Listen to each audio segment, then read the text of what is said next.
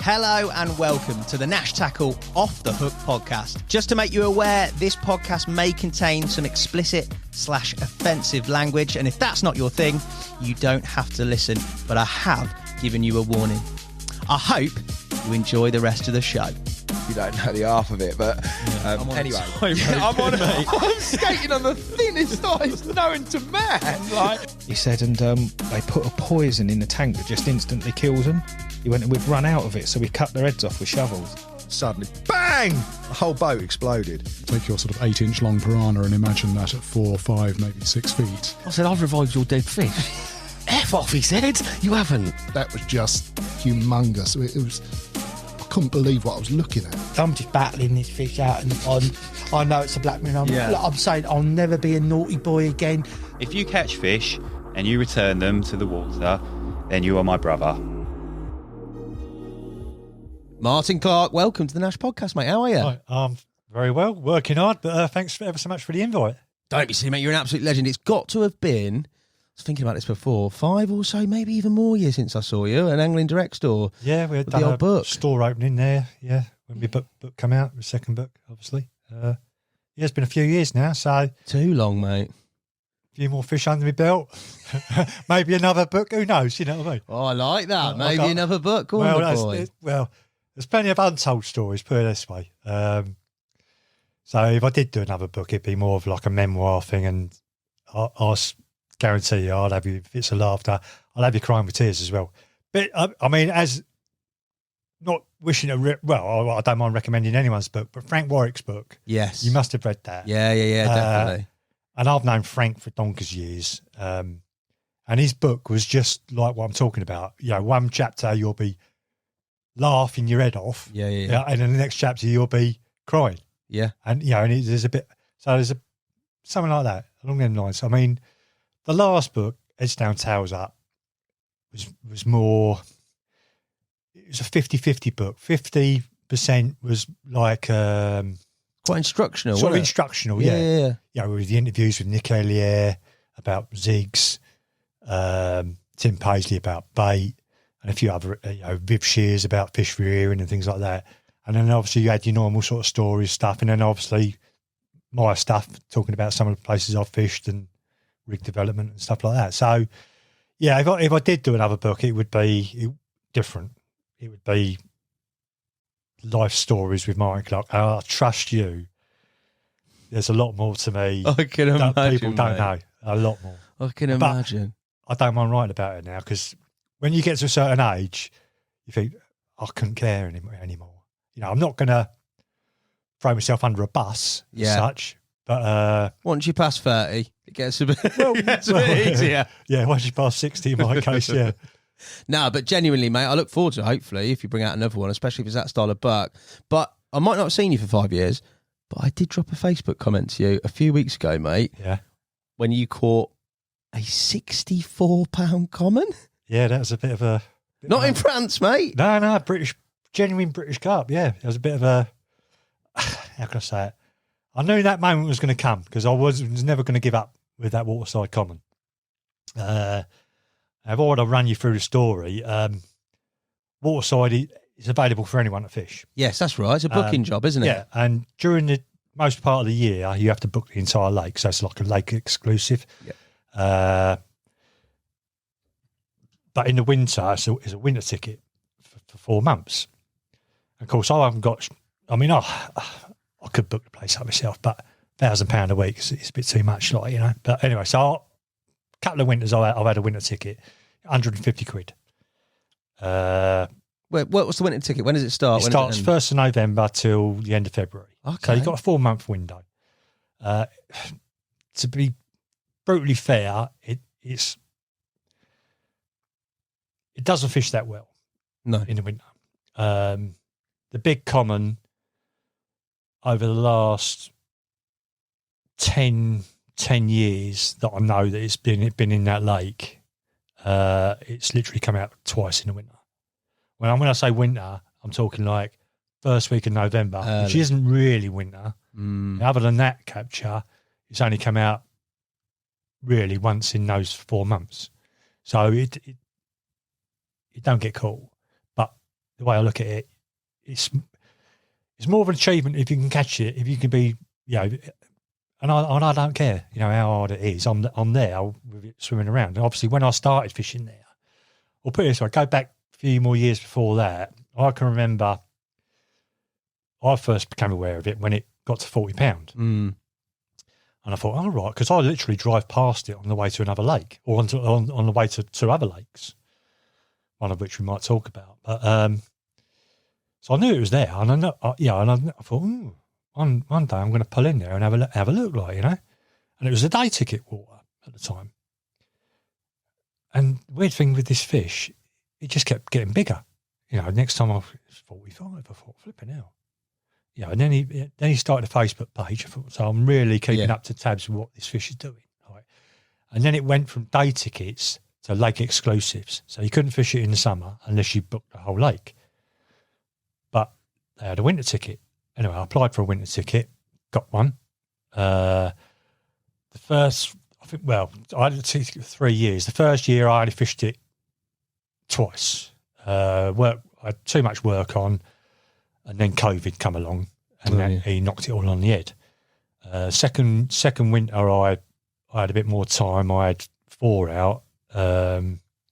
Biggest was Black Patch Common 33, and a couple of and one of the other originals at 26, and a couple of the Dinton stockies.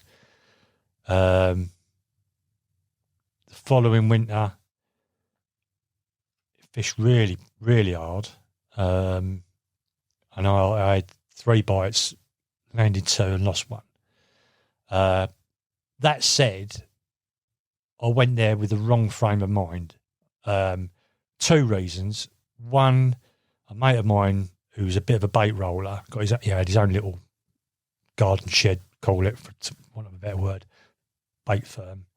I wanted to catch it on his bait because he was dying of cancer. He had cancer. He wouldn't tell anyone he was dying of cancer, but people that got cancer don't want to tell you the worst. They always, think they're going to get cured. And to be honest, I just had a feeling that he wasn't going to be around much longer. And I really, really wanted to catch that common on his bait. I knew the bait was good. It was catching out of Elstow. The bait was catching well out of Elstow. A lot of people using it on Elstow. They did, and I had them feeding on it. Are these bites you talked about before all on that bait? Yeah. But obviously, I saw in those 2 winters, I saw the common once jump out, and at the time I thought, at the time it was £50. So you can't really, when it leaves the water, you think, that's big, Anyway, last winter, the winter just gone, I had, loads of time off work. Basically, I work all summer and get a block booking of time off in the winter. Yeah. Anyway, I'm there for the first week in November. I'm blowing me down. The bloke in the next swim, on his very first visit, caught it at £61. Wow. Yeah. He was sort of, I don't know, he was all apologetic. Oh, sorry, it's my first visit and all that. But no, at the end, that's the way it goes. This particular fish is a bit of a freak. It loves food, right? It always seems to be gaining weight. Half its captures to people on their first ever visit. I mean, I can name half a dozen people that have fished it for 5 years before they've actually caught it. Why do you think that is? Why do you think people are having it first session? Because they're doing something radically different? No, yeah, they're going there with no preconceived ideas. See, as an example, myself, I thought this fish ain't going to come out on a zig. I'm going to use bottom baits. Oh yeah, I want to fish on the bottom. Yeah. In all fairness, if you want bites out of Waterside in the winter, zigs all day long. Zigs is the one. What? And also on Waterside, but whether you'll catch that big one on a zig is another thing. What's the backup stock like? Is it just pretty much that big? Obviously, you're on a quest for that big one, but what's the backup stock like? Well, a couple of the fish died in those in the last sort of 3 years. Only a couple. Okay. So basically, you got the big common. There's a mirror that goes over 40. Then there's about at least 12, possibly 15, 30s at the right time of year. Okay. Probably 12 all summer and then maybe 15 in the winter sort of thing. And then basically everything else is, most of them are 20s. And then there's a handful of doubles. So you're right when you say he's a bit of a freak, because he's completely shot, isn't he? Yeah. Well, it got moved from the little. There's 2 lakes there, Heron and Kingfisher. Okay. It got moved. It was moved from the little lake at 31, and ever since it got put into the bigger lake, it's just put on weight. Wow. And I could say that about a lot of other fish. I know fish that, as an example, I think it's the grey lady. It was in St Ives Lagoon. Yeah. That was moved from another lake at 26 pound. Yeah, shot through. And then when the moment it got put into St Ives, to get bigger and bigger. I mean, my mate caught it, I think 2 years after it got moved from 26, caught it at 36. Yeah. So it's £10 in 2 years. And it just get carried on up to 50 plus, So Mary got moved. That was in a little small club water, 20 pounder. Yeah. 10 years later, it's a British record. Yeah, crazy. Isn't it? So fish that get moved, I don't know whether it's, perhaps it's the abundance of natural food. Who knows? Don't know. Who knows? On there, the actual size of it, the topography, the sort of type of water, what we talking? I've never clapped eyes on it. I don't know. It's not very big, 4 or 5 acres. Nowhere you can't cast. I mean, you're allowed to use bait boats. Weedy? Not weedy? No. In the summer, you get a bit of weed up one end. Yeah. It does sort of hang about in the winter, but not a lot of weed. Nothing to worry you. Obviously, in the winter, it's just barren all over. Really, you could drag a lead 50 yards, rig 50 yards, you won't pick up nothing. Depth variation to bars, nothing. No, there's a couple of little bars. Nothing to worry you as regards loot. Well, there's one by the island that you could lose a fish on, but in most of the lake you won't lose a fish. Yeah, you won't. You won't lose nothing. Whatever you hook, you land. And did you, before you obviously spent these winters on there, did you sort of chart potential areas where it was coming from, or not? Swims or not? Not really. I went in there. I didn't quiz anyone about anything. Okay. I don't really like doing that, to be honest. I'd rather learn on my own, obviously the first winter I learned next to nothing, other than I had a few plumb around everywhere, and it's generally the same everywhere, The second winter I see it jump, and I thought, right, I've got to say it. Obviously I see other fish jump as well. Yeah. But I only saw that come and jump once. And it just so happens the winter just gone was the area I was going to target. It's basically an area in between 2 swims. And the first week of November, I fished, looking from one bank to the other, I fished the left-hand swim. And of course, matey moved into the right-hand swim and basically fishing that same close in area, only 20 yards out, only a little flick, 20, 30 yards out. That's all you want to, just a little. Put it this way, I when he moved swim, his name's Billy, lovely bloke. When he turned up, he left a gap between us. Yeah. Right. And then in the night, I heard fish to my left and he heard fish to his right. But where he was, he had a better view. I had sort of a bit of a tree. I knew those to my left. And I had I had one rod down in the left, close in. Anyway, the second day, he's decided to move in the gap between us. So I thought, I'm going to have a chat. So as I walked over to him, he's getting his rigs ready and whatever to cast out. And, I'm talking to one's just popped his head up literally right in front of him. I says, well, there you go. And he's literally going, such a horrible little flick, because them sort of ranges are really horrible. 20, 25 yards, really awkward. Ideal for poling it out, you know what I mean? But he flicks it out, little PVA bag, bomb, and he had 2 that night. So he had the only 2 fish out in November that on his first ever visit. I think it was a 19-pound stocky and the big common at 61. Jeez. So moving on to how I caught it, obviously I'm thinking, it doesn't worry me, just fishing for it in the winter. So, winter's gone, done and dusted. I'm back to work. I'm thinking, I can't select. See, people book it up for the week. Yes. Or the weekend. So you can either book it 5 days in a week or the whole week or just the weekend. And generally it's booked out solid. Anyway, a cancellation come up.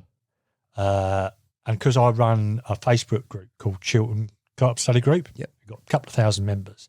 And I just pinged a question up, with anyone interested in doing a cancellation booking? And there was a lot of interest. I thought, but within a day, that booking had gone. Yeah. Well, that cancellation had gone, right? But I had about a dozen names. People, I'll be up for it, So I phoned up the owner and I said, look, next cancellation, I want it, Blow me down. A month later, another cancel. I got a message from someone, one of my mates, another bricklayer. He says it's a week cancellation, right? I kid you not, within about 10 minutes, well, it was a whole week, so 7 nights, right? Within 10 minutes, the weekend had gone. Right, so anyway, I didn't know. I rang him up. I said, right, what's left? He says, I've got 5 nights. I said, I'll add it. Yeah. How much? I think it's 1,150 quid for 5 nights. What time of year is this? When was it? May? Yeah. It's May just gone. So, was it middle of May? Yeah, middle of May. I can't remember now. Yeah, it's gone. I'll let you off, mate. I can remember things 30, 40 years ago better than 2 months ago. Anyway, straight away I said, right, I've got 5 nights. I messaged everyone that was interested. I said, right, I've got 5. I paid the deposit. I've got 5 nights. Do you want it or not? Do you want it or not? Do you want it or not? And before I know it, I could have had 7 anglers. I could have had 8. But I thought, no, we'll keep it to 6. Yeah. So, obviously including myself. So I had 6 other anglers from the Chiltern Carp Study Group. Basically booked it. We all, chipped in and paid the fee. Obviously getting down to the session in question, we turned up on the Sunday morning, all keen like you are. And I said, right, what we do is we'll have a little walk round. Because others that's their first ever visit. Of course, yeah. And I knew where I wanted to fish. I knew where I wanted to fish. Same area as you? No, down the other end of the lake. Why do you want to fish there? One end's got a bit more form in the summer, and the other one's got a bit more form in the winter. Okay. And there's a swim called Common Corner, where it comes from out every. I didn't want to go in that swim. Did you not? No. I didn't want to go in. I wanted to be sort of. It's weird how things work.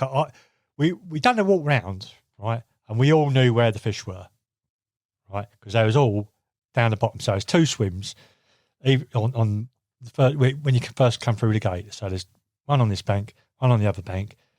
Either of those 2 swims, black with carp. Yeah, you'd be rubbing your hands, right. But I didn't want to go in them, believe it or not. Had I come out number 1 in the draw, I don't know where I still don't think I would have gone in them, right? But anyway, we've had a walk round, and we've clocked the big common. Have you seen it? You've seen it on the walk round, right? Obviously, it's big. Is he with all the others? Well, yeah, because everything's down this end of the lake. Okay. Sort of. Everything's down. Say everything's down. At least 3/4 of the population are down this end of the lake, including the big common. So anyway, 6 of us there. I numbered some pound coins or whatever, 10p coins. Pulled them out of the hat. I pulled out first. As soon as I looked at it, I thought, shit, number 6.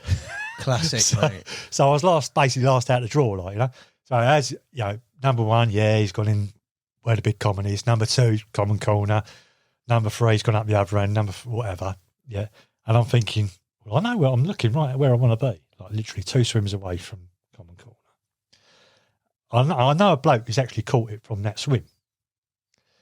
So and obviously I've got a bit of knowledge about this fish. It likes coming out in the edge, right?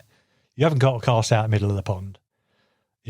Literally underarm bump, you're there. And I'm, literally underarm swing, right? So anyway, number 6, right, but I'll go over there, So a swim called the Reeds. So I goes over there. Everyone's getting set up and everything. And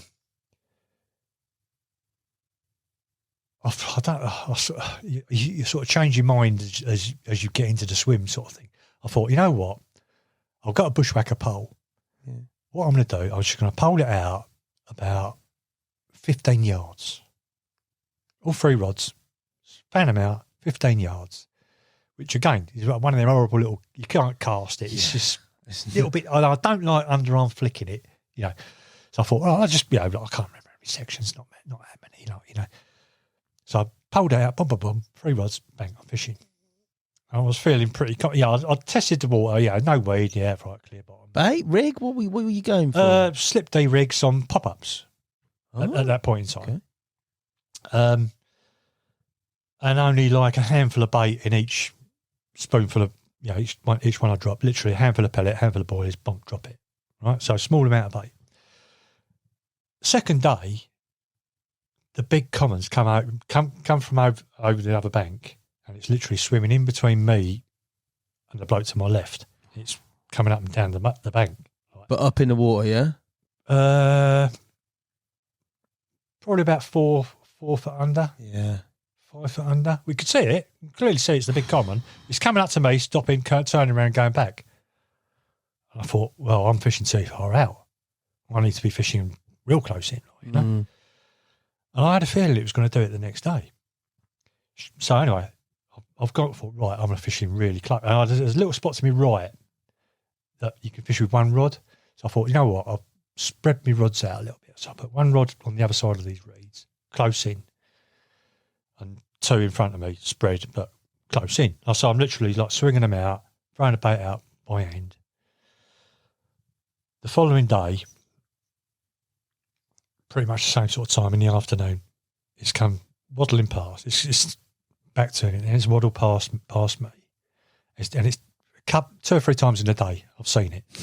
I'm thinking, I'm in with a chance. Yeah. So to speak. I hadn't had to bite. Everyone else, well, bar 1 bloke, everyone else had caught or was catching fish. The bloke who'd gone up the other end where I caught him in the winter, he'd had a brace of 30s by now, right? Like within 24 hours, sort of thing. Like, I'm thinking, oh bloody hell, I could see me not catching. I was getting in that doom mode where you think, fuck, I ain't gonna catch you. You know what I mean? Yeah, gremlins coming in. Yeah. Anyway, in the afternoon, Chris, the owner, come round and he's having a cup of tea. I thought, you know what, I'm gonna change them all, take off the pop-ups and put wafters on. I don't know why. I thought, you know what, I'm gonna put wafters on. The bottom's clean enough. No need for pop-ups, Although this fish had been caught on pop-ups, I'm thinking, no, sod it, I'll just put wafters on. So I put all 3 rods in, right? Got them hanging up by the bivvy. I changed it and put a little PVA bag on them, and so I've got all 3 rods ready to go. Yeah. Chris has walked off, gone to chat to someone else. I thought, you know what, for us, I thought I was going to go for a Jimmy Riddle in the toilet. I thought, before I go, I'll just have a quick look at the spot. Goes to the spot on the right-hand side, the big common's lifted up off the bottom where I had my rig. I thought, fuck. So I thought, quick, go and grab a rod. So I've gone and grabbed a rod. Literally, I thought, hopefully it might just do a little mini circuit. I've gone, bump. Guys, I've got a rig in, right? Watched it, come around, and it sort of like was on the surface. I thought, you know what? I think that would take a floater. So quick, I've gone back to my bivvy, grabbed some floaters, catapult, went about, 20 mixers, about 10 yards in front of it. It come up and took about 5. Oh, my God. On its own. Went, I thought, quick, floater rod. Back to my bivvy. Of course, I never had my floater rod set up. Quick breakdown, got a floater rod set up. By that time, the geese had come along and the situation was gone.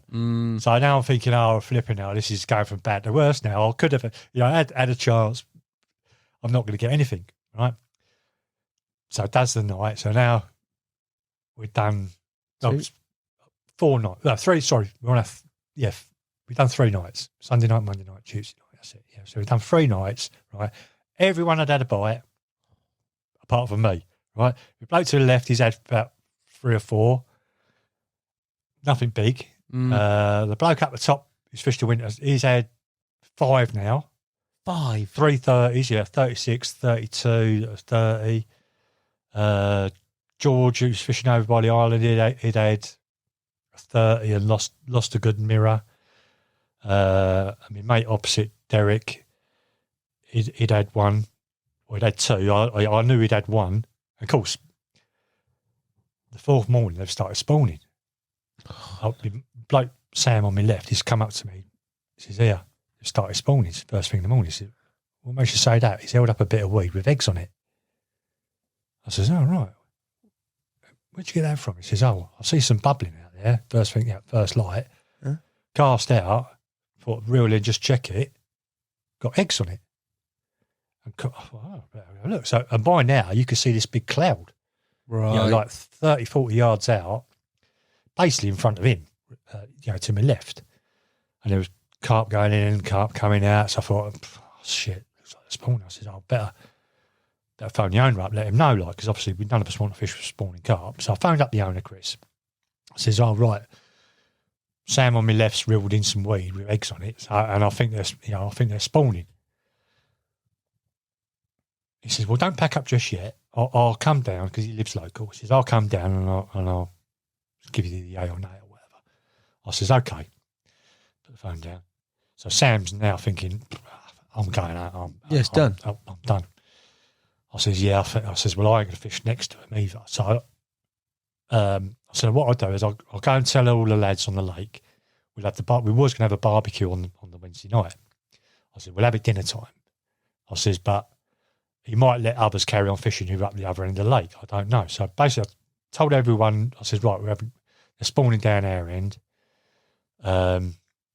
Sam's basically packed up. I'm gonna pack up, and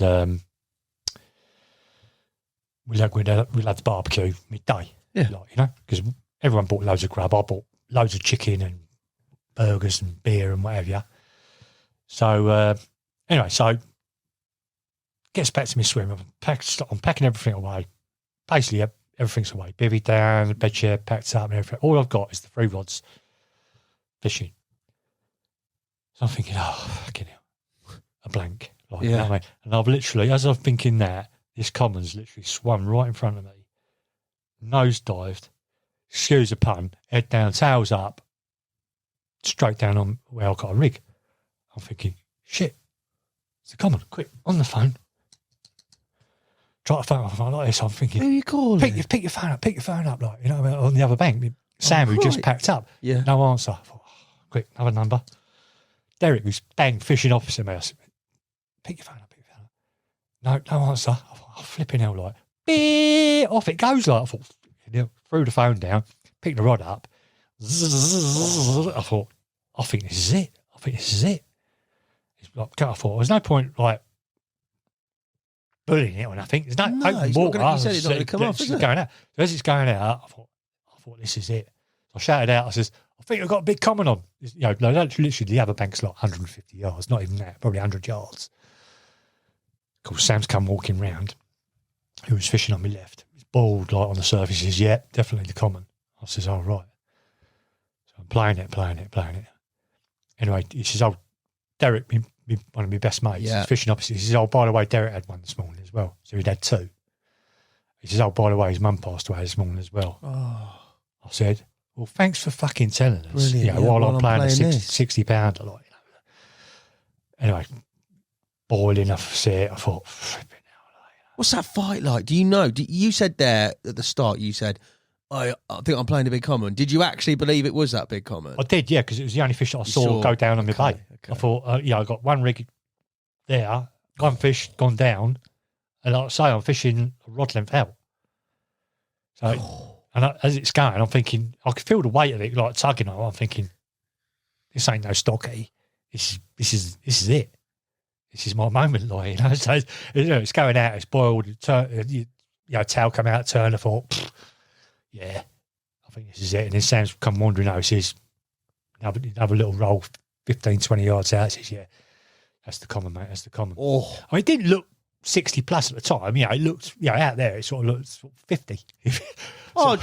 Just a stocky then. Yeah. I'll slip that one back. Yeah. So, anyway, so playing it in. As it's going in there, Sam's got in the water and netted it. I thought, that's big. obviously he netted it, like, you know. And as it's going in the net, I don't want to bring back old stories, but it brought back a big memory, really, because my first ever 60 was in France on a park lake. And the weird thing with that was, tracing back history sort of thing, this is like, going back 23 years ago, the year 2000. My mate Christoph had 4, this is days only water. My mate Christoph had 4 the day before, and I had nothing. So I kept having to walk like 200 yards to photograph his fish. I'm thinking, fuck it, I'm going to fish next to you. So it saved me bloody walking, like, you know. So I fished in the next swim down from him. Of course, we baited it up before we'd had to pack up. So 5 kilos of bait, throwing stick in between 2 weed beds that I found. Following morning, we're back on there, crack of dawn, bosh, all marked up, everything. Out that rods go. Another couple of kilo of bait, fishing, red hot, August. You're thinking, am I going to catch anything? Like, you know what I mean? Slowest of takes of all. Just click, click, click, click, click. Got to be a fish. Bang. Just solid weight. I'm just like, nothing's happening. I'm thinking. I just started walking back. And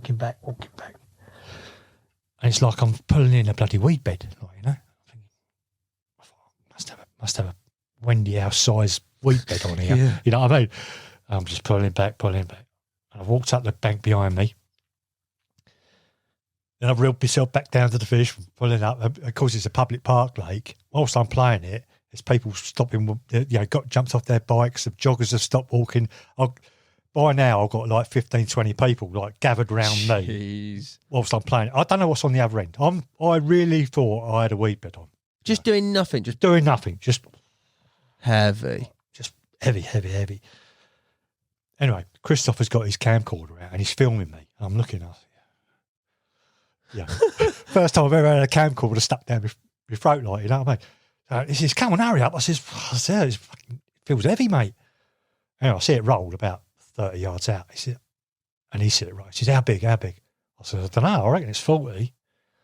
Another 10 yards, rolled again. I said, I'll change my mind here. I said, I think it's 50.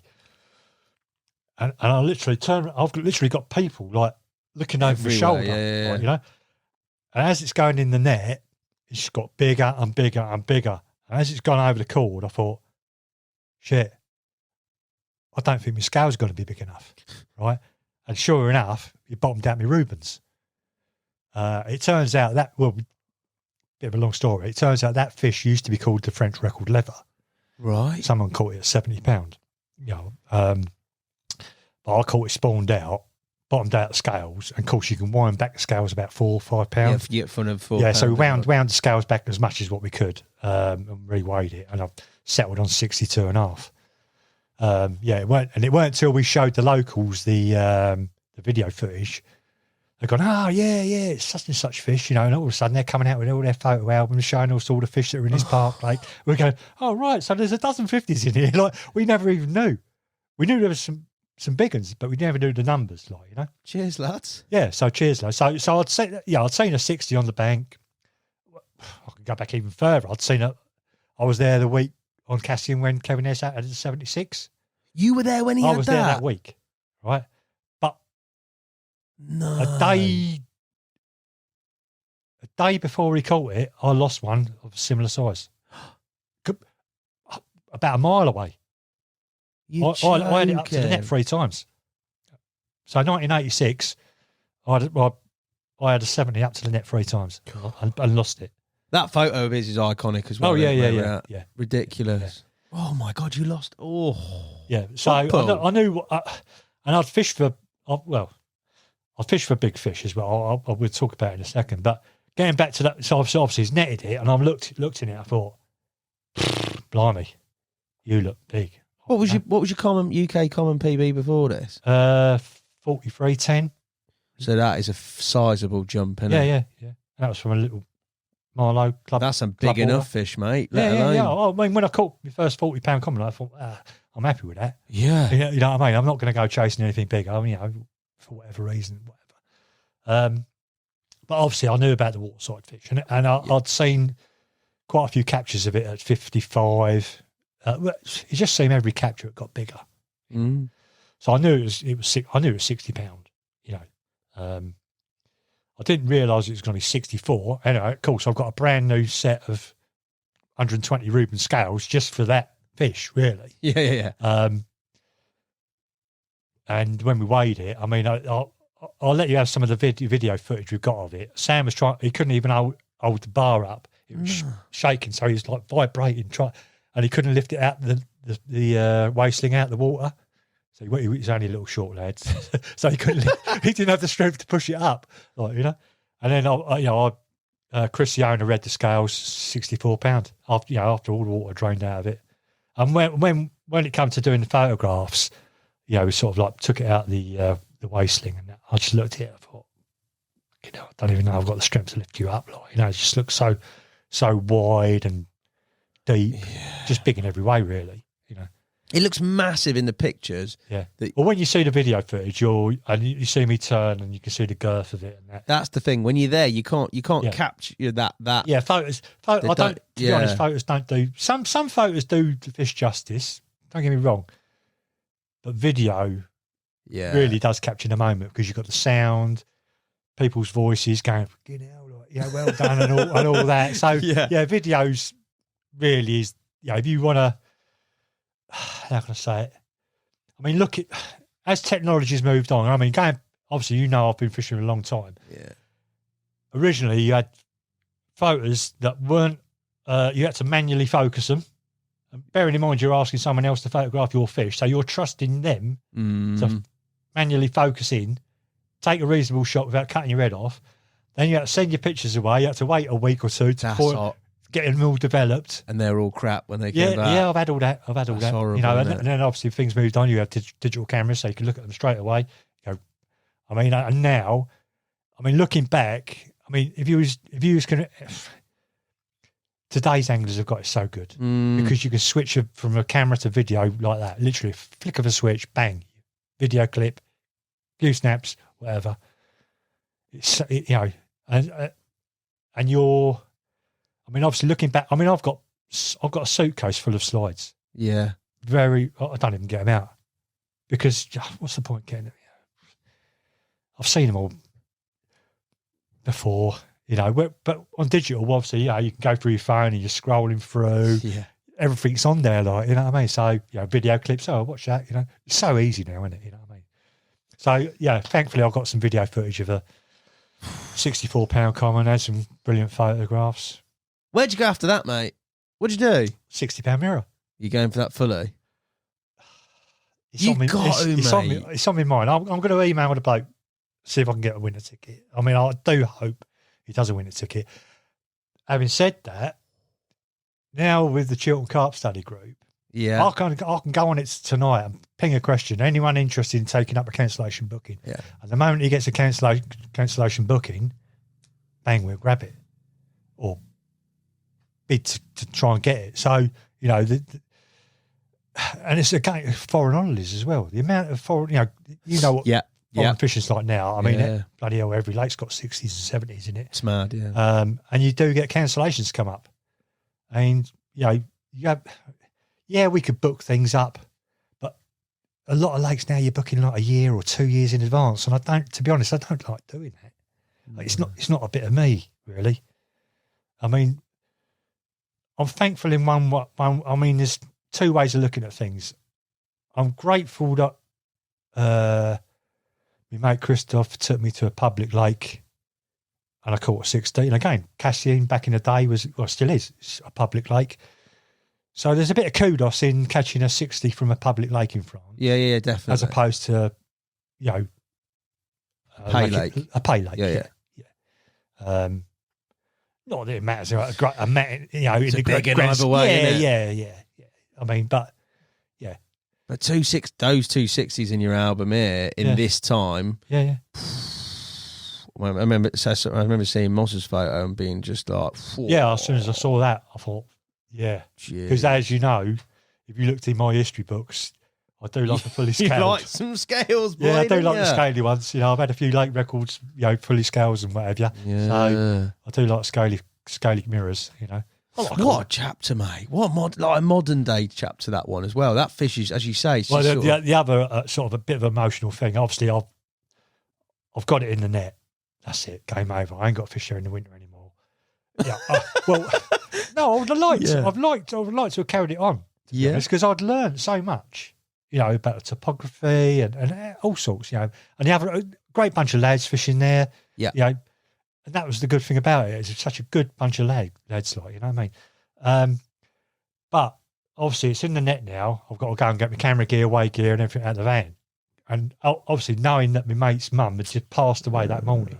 Of course, we've met halfway. He's coming round to see the fish and I've met him going round to get the camera. And I just said, sorry to hear about your mum, mate. And we just both fucking... Fell to bits, like, you know what I mean? Hugged each other and like, you know what I mean? But yeah, he held it together. I held it together, like, got it all over and done with and that. Crazy, isn't it? What a weird symmetry as well. Chris didn't say pack up to, he says, but if you want to pack up, whatever, and I'll refund you the rest of the week. So we only paid for 3 nights. Because that's what he does. If they spawn on your booking and you have to pull off, he'll refund you the money. So. Yeah. Mate, that's incredible. Yeah. What a fish, mate. Oh, yeah. I mean, it's... You could call it a mugfish because it's the most friendly carp in that lake. But I could name hundreds of big carp. I mean, it's like Raisbury. Mary was the most often caught carp in Raisbury. The fat lady out of St Ives was the most often caught carp out of there. You can go on and on and on. You still got to be there to catch it, mate. You still got to be one there to put the hook in its mouth, Yeah, like I say, some people have caught it on their first ever visit, and some people have done half a dozen years on there. They've caught others and caught that one last, so to speak. Tick that off the list, mate. That'll be a PB in the UK that takes some beating. The funny thing was, go back 18 months, 2 years ago, I put a post up on Facebook of, other than such and such £60 commons, how many are there in the country? Obviously, there's a few wrong uns, if you want to term them that way, come from Israel or Belgium or whatever.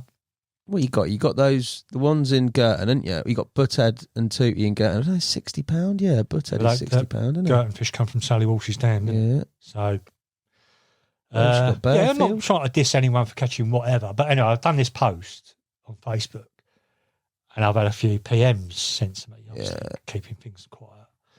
And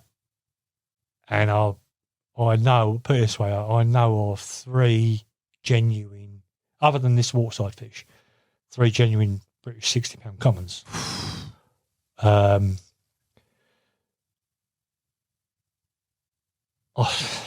a long story short. One bloke sent me a picture with the bloke's face blacked out. Yeah. And I went, wow. I'm talking mint £60. Only just over 60. Mint £60 common. And this place has got past history. So this is a inside the M25. Let's just put it that way. Inside the M25. Right? And I'm thinking, he says there's 2. I said, what? Yeah, there's one in one lake and there's one in the lake next door. I went, really? So there's 2 I know of. So they're potential British record commons. If they carry on getting bigger, who knows? The other one is south of Bristol. I won't say where or what lake. Yeah, but you may have seen pictures of it. Yeah. And I know the bloke that caught it last year, over £60. I sent, the weird thing was, I thought, that sounds a bit of me. I like the sound of this one. So I sent the bloke, I've got him on my friends list, this bloke. That runs it, right? So I thought, I'll just send him a polite PM, right? So I sent him a polite PM. I'll see what the crack is, yeah. Yeah. Really, as polite as I could be, right? I got the snottiest reply back you could ever imagine. Oh. Do not message me. If you want to join, you must send me a letter, blah, blah, blah. I thought, sod you. You can poke that up your arse, mate. If you send crap like that to me, you can poke your water up the arse, right? The good thing about Waterside is you won't find a nicer lake owner than Chris. Yeah, he's such a nice bloke. And this other bloke sounds like the complete opposite. A right melon. You know what I mean, for want of a better word. So, I ain't going to go chasing that one now. I've got now I need to catch a £50 common, don't I? So I've got a Carpagena ticket. Oh yeah, you have.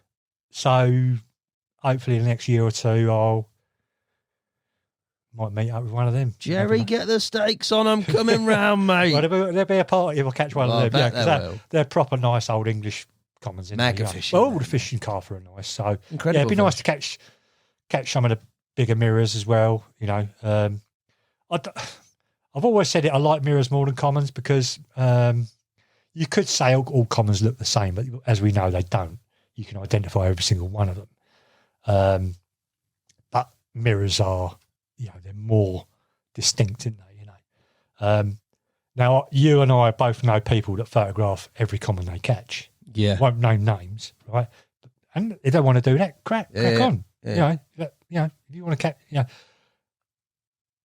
once you've, in my neck of the woods, Bedfordshire, it's mainly mainly mirrors. Yeah. Right. And Cambridgeshire and, the surrounding counties, it's mainly mirrors. Other parts of the world, or other parts of the country, I mean, there's lakes that are like majority commons. Now, once you've caught a couple of 20s or a couple of £30 commons, it's like, I'd get bored. If I caught 6 £30 commons in 1 year, I'd be... Chuck a mirror in, please. Another one, yeah. Can I have a £20 mirror, please? Yeah. I would. I'd rather catch, I wouldn't... But there is something about a big common, mate. Yeah. I mean, big commons... I would, if I had 6 £40 commons, mate, I'd not shake any of them off. No, I wouldn't shake any off. Even though it's, any fish really, you don't really, obviously bream, you want to shake them off. Oh, but, God, yeah. I mean, a bite's a bite, you know what I mean? But your preference is those mirrors, isn't it? My preference is mirrors. No, mate, that makes sense. Well, don't get me wrong. When I had the Marlow mirror, for instance, the Marlow common, I set my stall out to catch a £40 common. I'd had a 30, or I'd had a couple of £30 commons, but I wanted to catch a £40 common. Yeah, and it just so happens that it's a cheap. At the time, it's £40 a year to fish there. Cheap ticket, club ticket, about 7 or 8 acres. And I was aware of that fish when it was £35 because it got moved from the big lake into the small lake. Yeah, apparently. So I was aware of it, and then a couple of years later, I went over and had a look, and I sort of twigged on. I thought, hold on a minute, you were 40 in the winter, up a 30 in the summer, but it was creeping up a couple of pound every year. And the weird thing was with that one, I thought, right, I'm gonna fish it in the spring, right, and I accidentally put someone on it, and he caught it. I turned up on a Thursday, I think it was. This bloke's come walking around. He says, you're in the swim I wanted. I said, oh, well, am I? He says, yeah, I've been baiting up down here. I says, well, I'll tell you now, mate. I says, I'm not fishing down there. I'm fishing down here. Can I double up with you? I says, no, mate. I don't know you from Adam. I says, never knew him. He says, I'm only doing one night. I says, if you're here for the rest of the week, I'll give you a shout when I'm going, like. So now off he trots, and I'm thinking, 5 minutes later, he's come back. He says, oh, go on, let me double up with you. What? I says, mate, I'm here for one night. I says, look, I'll give you a heads up. I says, I've had a good old circuit at this lake. I says, there's definitely some carp down by the little dot island. I says, so I'd give that a good old look, if you know what I mean. So off he trots, and he set up in that swim, right? About 4 hours later, he's come up to me swim.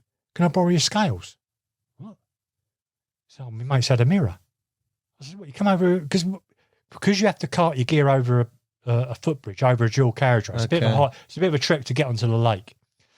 Half of them don't bother bringing their scales or bringing whatever. They do a sneaky back at night and get their water and stuff like that, you know. But yeah, it's a bit of a trek to get onto the lake, you know. So I said, yeah, borrow my scales. So off it goes. I thought, I'm going to have a look. It's like, goes down. It's a mirror, £29. Gives me scales back, goes back. I says, he says, you pack it up? I says, yeah. I says, I'll give you a shout. Walks down there in the morning. I packed up. I thought, I ain't happening tonight, you know what I mean? walks down there. He's packing up. I thought, oh, as I walked into the swim, I'm thinking, oh, he's on the move. I says, oh, swim's yours if you want it. He says, oh, no need. I had it this morning. What? 42 and a half. I thought, he never said thanks for putting me on the fish. He's took it. So I thought, you know what, sod it. I'm gonna come back in the winter. So I went back in the winter. Well, say like I fished it from November through to December, and it was one of them situations where everything worked. I was confident in my rigs, confident in bait, and I thought, you know what, I'm going to pick the worst swim and bait the Larry out of it. Right, okay. Right? So I walked it a few times, and again, it was one of the found this swim, thought, right, this is it. Fishing the edge, little gravel mound right in front of it, but I'm fishing inside that. I'm literally same thing, underarm, swing it out, boom, how deep. And I think what it was, I fished it I've done 5 sessions. So I fished it for 5 weeks, right? So I'd go over there, I'd go over there on a Sunday afternoon, stroke evening, when everyone had gone home, right? Bait it up, come back and do the Wednesday and Thursday night. What were you doing? Loading it with boilie, or were you just putting anything in? Hemp pellet and boilie, okay, basically. Out of that first swim, well, I had 10 carp. I had the biggest mirror and the biggest common in 5 visits. So I think the biggest mirror at the time was 38. And the session before I actually caught the common, I nearly had it. I had it feeding on me. And all of a sudden it buggered off. I thought, what's going on here? And I'd hooked the stock in, not even, it just stuck on, moved the lead. I thought, why is my line tight? Normally I'm slack. Yeah, I thought, that's weird. It's tight. I picked it up. Bloody fish on the end. Oh my god! A 5 pound stocky just wouldn't move. So the common had twigged. Someone started panicking and he buggered off. So yeah, I do love my margin. I mean, wherever I've been. I mean, when I gained my first 20 pounder. Where's that from? What year? From 1980 Woburn Sands in Bedfordshire. Side at boilie. No lead. Stalked it out the edge, so to speak. Going back to Woburn Sands, that's where I think I developed as a carp angler, because before that, prior to 1980, I was an all round sort of bloke. I'd fish for tench, rudd, whatever. I mean, I'd done about 3 years on the Tring Syndicate, on the night syndicate for tench. But I'd seen big carp in there, and I thought, you know what, it's time I caught a 20 pound carp.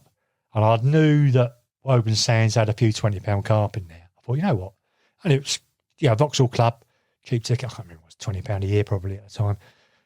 So I went down there and had my first 20 from Woburn Sands. But I stuck with what I loved it over there, because it was gin clear water. Right. So literally you can see down 15 foot.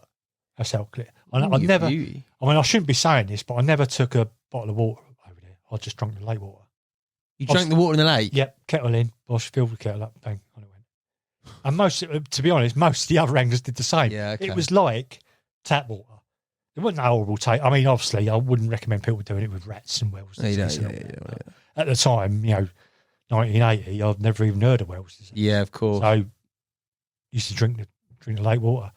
But yeah, even in the winter, you could see them feeding on your spots in the edge. Wow.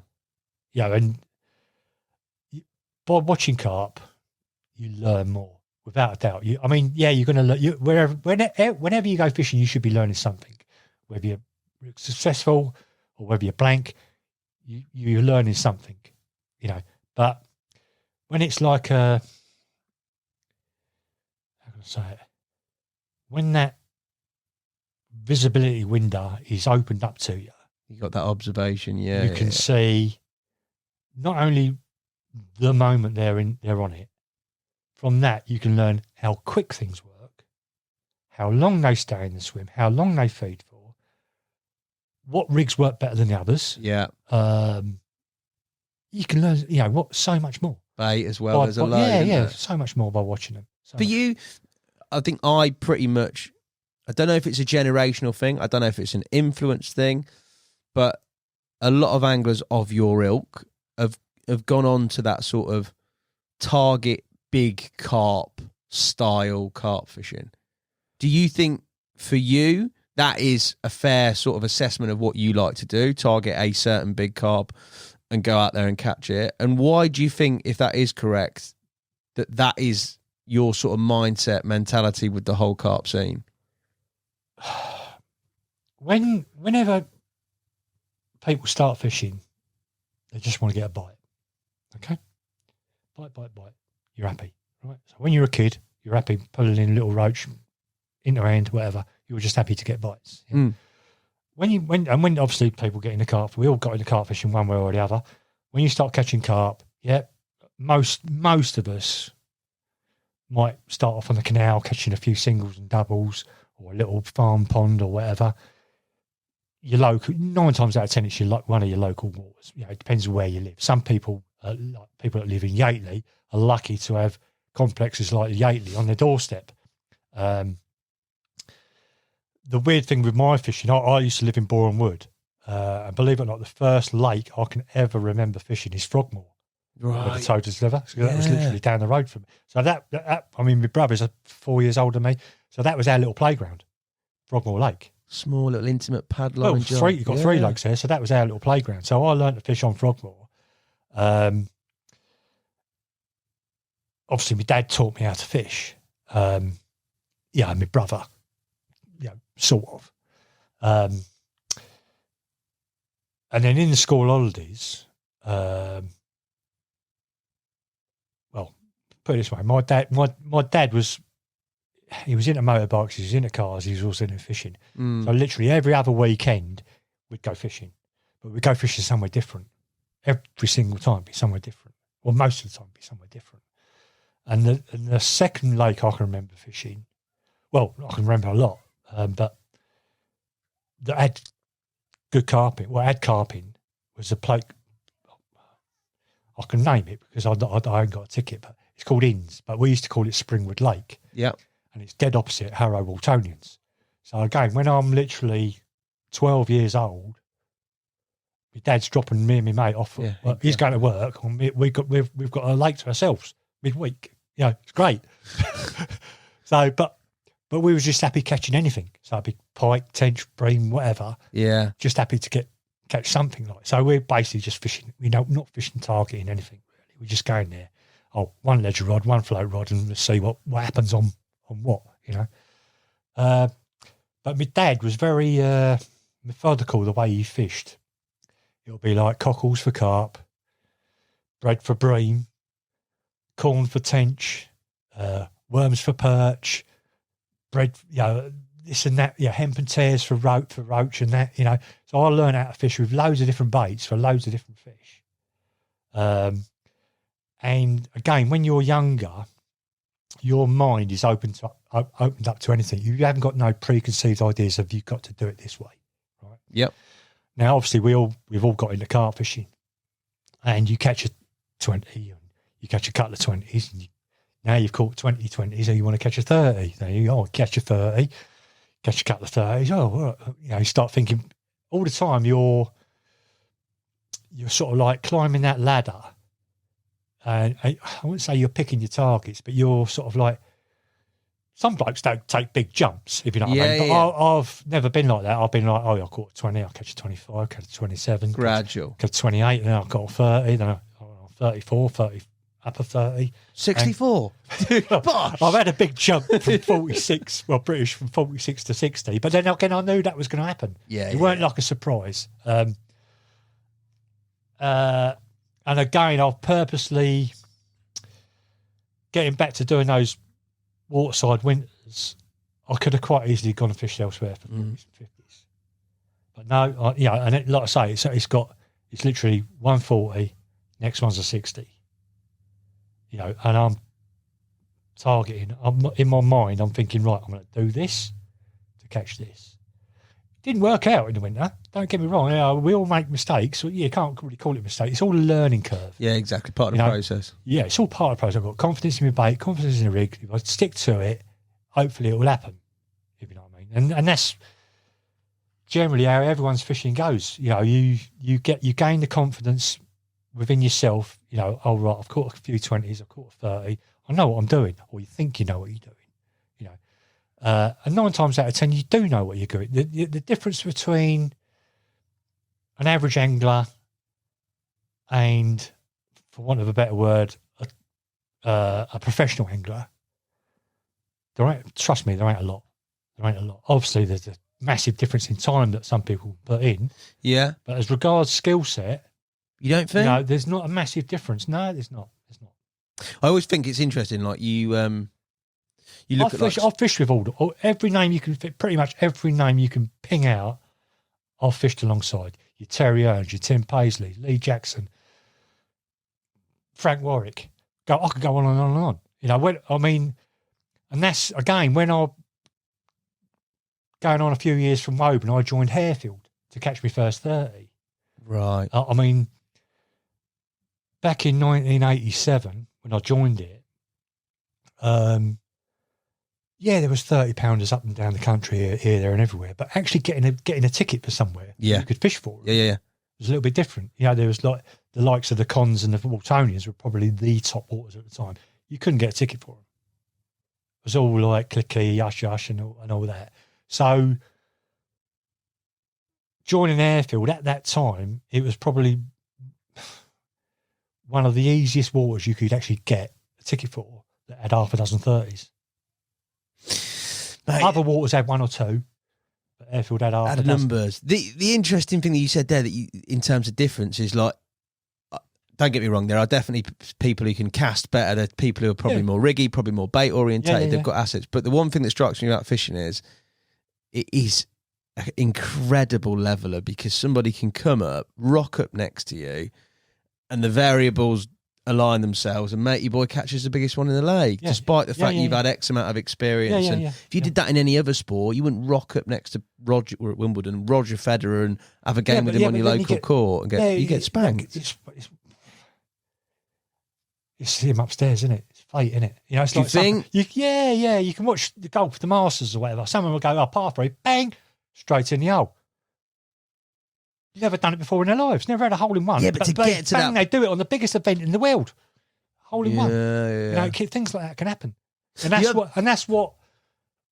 I'm not knocking Billy's capture, but I've seen it on other lakes, and I've done it myself. Yeah. I've done it. I mean, I can remember years ago, in the 80s, a couple of mates of mine were showing me these. They get their photo albums out at the local CAA meetings or Carp Society meetings. Yeah. They'd be, look at but I go, that's a nice one. That's a nice one. Where's that from? And they wouldn't tell me, right? But one of them had an L on the photograph, like a little sticker L.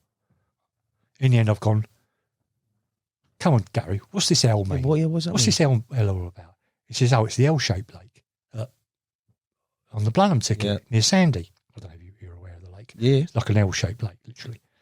I went, oh, right. I said, there's some nice fish in there. He says, there's I think it was about 4 520s. They literally had 4 or 520s in there, right? This is like, 87 or something.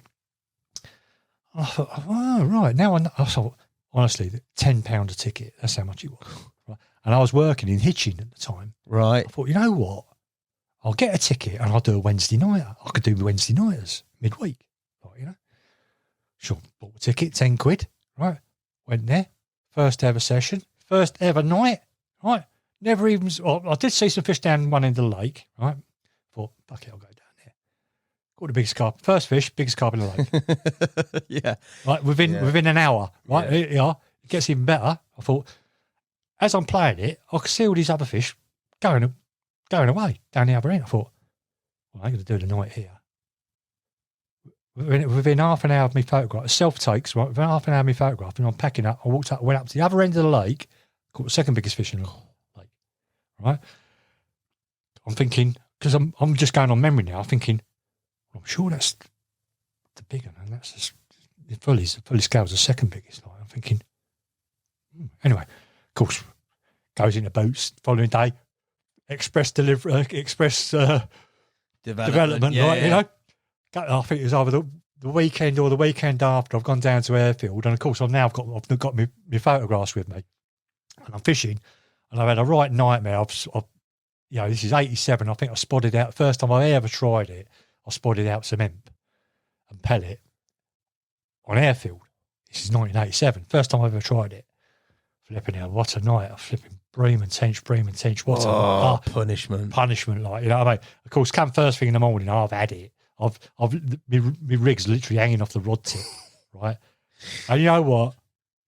I caught a bream. My rigs were literally 2 inches in the water. And I thought, I'll just keep my pop-ups, won't let them dry out. I just left them in the water. And I had a bream come up and take a boilie 2 inches under the surface. I'd have gone home, never come back. Right? And I'm looking down, and my rod's going like that. I looked over, I thought, I don't believe it. I thought, how am I going to deal with you now? I'll cook my breakfast. So I cooked my breakfast. Couldn't even bother to cast out. I think I went to the pub that night, actually.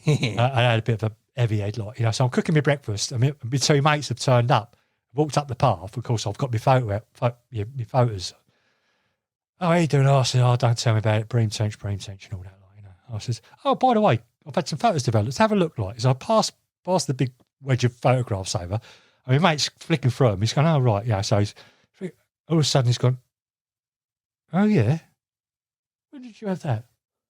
I said, Wednesday. He says, you do realise that's the biggest in the lake? I said, keep flicking. You jammy bastard, you caught the other one as well. And the weird thing was, Gary caught the plain mirror, or the fully scaled, and Simon had caught the other. So neither of them have had both. Pair. You had them in a and night. I rocked up my first ever session and caught the two. Take that. The two biggest carp. I mean, I think they both went on to be 30s. But this is going back when they were that's in 20s. The day. But that's what happens. The other thing you said there with regards to sort of people's progression around through angling, you talked about, and I think Nashy's talked to me about this many times, that like that sort of progression of sort of catching anything, catching numbers, and then going up through sort of big uns. Nowadays, I don't know if it's just a modern thing. I don't know if it's just the invent of sort of busy, highly stocked day ticket waters, but you are getting the type of angler that is more bite centered, as in like size of the fish. It always is in the background, but they'd rather have a big hit of 15 sort of 20, 30 pounders rather than one bite and it be a 50. And you see in that sort of, I don't know, it is definitely more of a modern thing. I think here in sort of, you got Finley, Toddenter, who's young, but that's his style of angling. He wants bites, he wants that activity, he wants that. I don't know if that necessarily will correlate into him one day looking for a big one or not. I don't know if it's a different sort of school of thought, but it seems that the sort of, I don't know, the romantic carpy, big carp anglers like yourselves and those who've done it for years and caught everything, and you sort of read their books, look at the wiki photography, and sort of, I aspire to that. I don't know if that is just a generational thing with the influence, with the type of angling, with the lack of availability of numbers of carp at the time, and maybe big fish here, there, and spread out a bit more. And then you converse that with what is now, where there's a load of carp out there. I think a lot of it is probably your background, who sort of taught you how to fish, how many mates, your close friends go fishing and things like that, and also where you live. It's a fair shout. And also, I mean, the numbers of big carp now is ridiculous.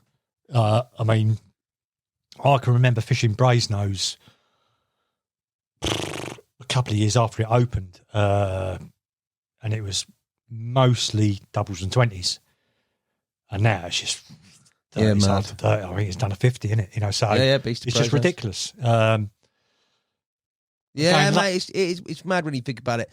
Take me to Harefield, mate. Harefield for me, synonymous with long range fishing at the time, the bars, and the other bar, the Old Horse and Barge, mate. Yeah. That's pretty much in a nutshell for me. Well, like what is synonymous with the first time I became aware of it was when Roy Hutchinson wrote the Carp Strikes Back, I think. Yeah, he's one of his books, where one of his mates was fishing over there. Yeah. Of course, Rod and all that. I mean, the water at the time to be on was Sabe. Yeah. But getting on Sabe was, dead man's shoes. Pardon the expression. But so Harefield was like probably the most accessible carp water, big carp water in the Colne Valley. There's obviously loads of different waters, and they're mostly club waters. But the attraction of Harefield for me was obviously I had a couple of mates that fished it. I mean, had they not have been fishing there, I might not have bothered joining. But because they'd fished it, told me about it, they hadn't caught anything. But they said, "Oh yeah, join Harefield with us." I think it's £90 a year. So I thought, yeah, I'll have some of that, And yeah, I mean, it's weird because you see people from all over the country. I mean, there's blokes from Liverpool too. I mean, Bernard Loftus, was he Manchester or Liverpool area? Yeah. And his mate Sandy. I mean, the miles they must have done driving there. And you had people from Essex, even a couple of blokes from Wales used to fish Harefield. So, it drew people in from all around the country. I wouldn't say the best anglers from all around the country, but, you're seeing people that have come from different waters. And it's weird that you saw, as an example, I've watched the Kevin Nash podcast, right? Yeah. Great podcast. Love it. Kevin's one of the legends in the game. You know it as well as I do. But in his own words, he'd fish small waters. Yeah. And then he come onto Harefield, which is like 40, 50 acres. I can't remember how big it is. Just to say 40 acres. So it was a big, jumping size of lake that he was familiar with. Whereas me, it was the other way around, right? I spent my youth on Brogborough, Sturtby, and Kempston Hardwick. They're the three biggest waters. I mean, Brogborough and Sturtby, they're both 200 acres. So as a kid, I was fishing for rudd and roach on 200-acre clay pits. Yeah. So coming to Harefield, it didn't faze me at all. I didn't have the tackle to do the long range at the time. And very quickly I thought, oh, do you know what? I need bigger rods, bigger reels and all that, So you get sucked into thinking, oh, I need to do it this way. I need to be over that third bar at 140 yards. Yes, yeah. And don't get me wrong, you could catch carp out there, but you also caught them in the edge. Did you? Oh, yeah, I caught loads in the edge. Loads. See, for me, that surprises me straight away because it's synonymous with those series of bars. Well, again, it's a learning thing, right? When I fish string reservoirs, no, how can I say it's a learning thing? It's like being open-minded. Yes. Right? Okay. When I fish string reservoirs, your general angler, right, would fish all day, go home, chuck his bait in the edge. Right? It's a busy day ticket water, and that's what. So the margins are always being fed, okay. And this is gospel truth, right? When I started tench fishing on Marsworth, which is probably the most popular reservoir on the string complex, bite time was at night. Daytime, complete waste of time. At night, in the edge, bang, you couldn't go wrong. I filled up mine. Well, shouldn't have done, but I filled up keeping it as a tench. Yeah. It was ridiculously easy. It was so honestly, chop lob worm, night float, bang, one every 5 minutes in the edge, right? And if you take the time to watch what people do, I'm not saying I spy on people, but people, jet or carp anglers, for example, 9 times out of 10, they don't take the bait home. Oh, fuck it, throw it in the edge. Yeah. It's the same with every lake. Some people will spot it out to the spot they've been fishing, or they go home. But some will just go off, sod it, bang it in the edge, So pretty much, I wouldn't say every lake, but half the lakes I've fished, over the last 40 years, I've literally turned up with a fish feeding in the edge. What are they feeding on? Chances are some bait that someone's thrown in. You do see them feeding the naturals in the edge, but there's a good chance that someone has chucked some bait in the edge, whether it's half a bucket of hemp, 50 boilies, whatever. 9 times out of 10 it's Did you go straight into Harefield then, fishing in the edge, or did you play the long game for a bit? No. I struggled at Harefield at first. The first year I had one. I didn't fish it. I fished it half a dozen times. I had one fishing in between 2 lily pads. The second year I had 3 off the top. Oh, nice. Opening week of the season. First time anyone had ever had 320s off the top. Wow. In a day. I don't know. I caught a couple more later on in the season.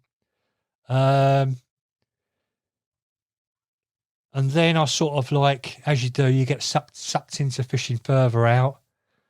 So yeah, I won't say I didn't, whack out as far as I could and throw and stick as far as I could. Got into it like everyone else did. But I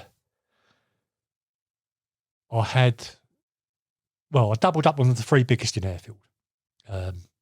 Nelson I had twice, fully scaled I had twice, and small pecks I had twice. They were the 3 biggest. The first time I caught small pecks was in the edge. The second time I caught the fully scaled, that was in the edge. And I think both times I caught Nelson, that was fishing 80 yards out. So, right. I mean, in the winter, don't get me wrong, you did, I mean, the best, I mean, I suppose people could say, oh, I'm blowing my own trumpet here, but then again, I'm the one doing the podcast, so I can't blow my own trumpet. But in the winter, it was rock hard. Yeah. Honestly, you could count the amount, in the 5 or 6 years I fished it, you could count, there's about 5 captures. In the winter months. 100 members. Jeez. Really, really hard. The last winter I fished it, I had 21 takes. Jesus, Martin. So I'd learned some things along the way. How'd you get them? How'd you go to from 5 takes collective? One of them was luck. Right? One? Well, no, when I say one of them was luck. No, what happened was I was intending to fish another lake that I can't mention. Yeah. Right? Near Summerleaze. Right? And I had it in my head I wanted to fish a certain swim. Right? Of course, I've turned up. There's someone there. I thought, sod it. I'll drive back the way I come, round the M25, go and have a look at Harefield. Right? So I walked along the bank at Harefield, not a soul on there. Mm. This is like, I don't know, end of November, or middle of November sort of thing. So I'm standing in one of the swims, I'm looking out, and all of a sudden I've seen a big carp poke his head out. I thought, all right, that looked big. A couple of minutes later, another one. Then another one. So I'd seen about 6 carp in about 20 minutes tops, all on the same spot. Range? What are we talking? Range. At range. At a guess, let's just say 150. Right, so it's a long. I know I could reach it. Right. Yeah. Yeah. I was pretty useful back in them days. Casting. I mean, I used to be. I'm going back. 1992, I think. Early 90s. So what's that? 30. Yeah, it's a long while ago, mate. I'm 85. I was born, so yeah, it's got to be like 92. So I was pretty fit. Pretty useful casting and that. So I knew I could hit it, single at baits. So I thought, right, sod it. Get the tackle out. So literally gone and got my rods out of the van, goes in the swim, whacked out. This, for example, so there's a Christmas tree on the far bank. I need to cast bang in line with that. Yeah. As far as I can. As luck would have it, it was probably at the extreme of my range, so to speak. So single at bait, whack, there it goes, bang.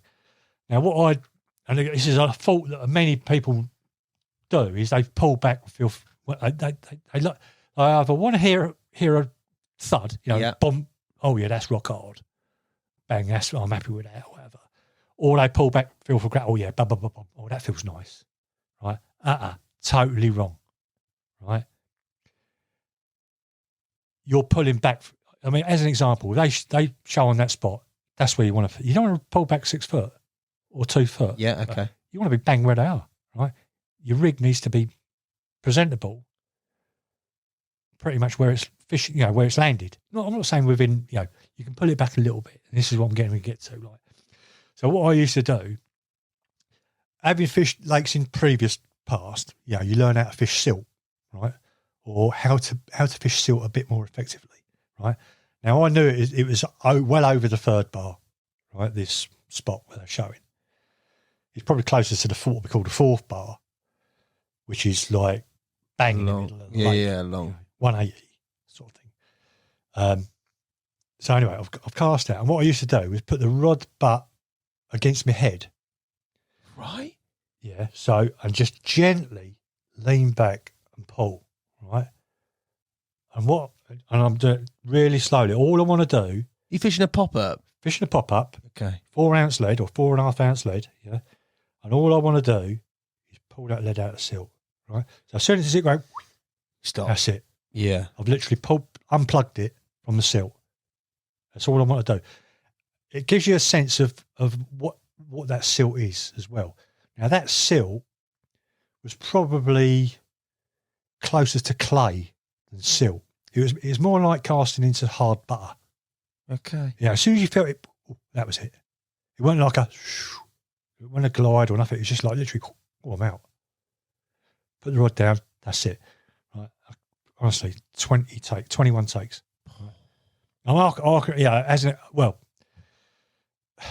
weird thing was, again, it's probably this is probably the reason why I had so many takes. I want to get a bit of a long story. I'll try and make it short as possible. That first day, I had 2 bites. Lost them both. What? Was this cut off on the bars? I think one was cut off on the line, one was cut off on the hook link. Oh. Right. Back out. The next day, 2 more bites. Right. All the time I'm seeing big fish. Everything was big. It felt like everything I was seeing was a 30. It was ridiculous. Like everything from mirrors to commons, a lot. Second day, I get 2 bites. Bang. Lost the first one. The 4th bite, late record. Small pecks at 39.5. Wow. I thought, flipping hell. Glad I didn't lose that one. Obviously, you don't know what you. I mean, I was convinced I was losing big fish. Yeah. Right? So I thought, right. Didn't tell no one. Well, told my mates, I'd had, my close mates. Go back down there the weekend. Done another 2 nights. I had 5 bites. Landed 2. Right. So out of 20, I had 21 takes, and I only landed in that winter, or that up till January. Like I say, I think I've done about, I don't know, probably 8 sessions, something like that. On one of the last sessions, Stuart Gillam, who owns Gillam's Resorts in Thailand, he was, the weird thing was, on that year, he was 1 away from the record amount of 30s that a British angler had ever caught. And that was on Harefield, believe it or not. And I think he was on 1130s, but he couldn't buy a bite in the winter. Right. I mean, not trying to knock him. Well capable angler, whatever fish, big game. You name it. He's pike, phenomenal pike angler. But anyway, he'd heard that I've been catching fish. I don't know, the word got out that I was getting bites, right? Fair play to him. I've turned up midweek to do a 2-nighter, whatever, and he was in the swim next door where I was fishing. And I says, I'm surprised you ain't in the swim I've been having him for. He says, no. He says, I had a feeling you'd come down. I want you to educate me. I said, really? He says, yeah. I says, oh, right. Oh, cheers, I said, right, I won't muck about. I've got to get my rods out. Bite time's 9 o'clock. And it was literally, I knew what time the bite was. I literally get, 8 o'clock, I need to get my baits out there. Right. So, yeah, he's literally standing right next to me. He says, I've got a bait boat here if you want it. Want to use it? They weren't allowed. I says, not much use to me, Stuart. He said, why's that? I said, I picked up a little bag with about 40 baits. He says, that's the rest of my year's bait. There. I said, I've two egg mix this winter. I said, I'm halfway through it. He said, I've got loads of boilies. He's on sponsored by Richard. He had I looked at his bivvy, he had 10 kilos of bloody tooties and whatever.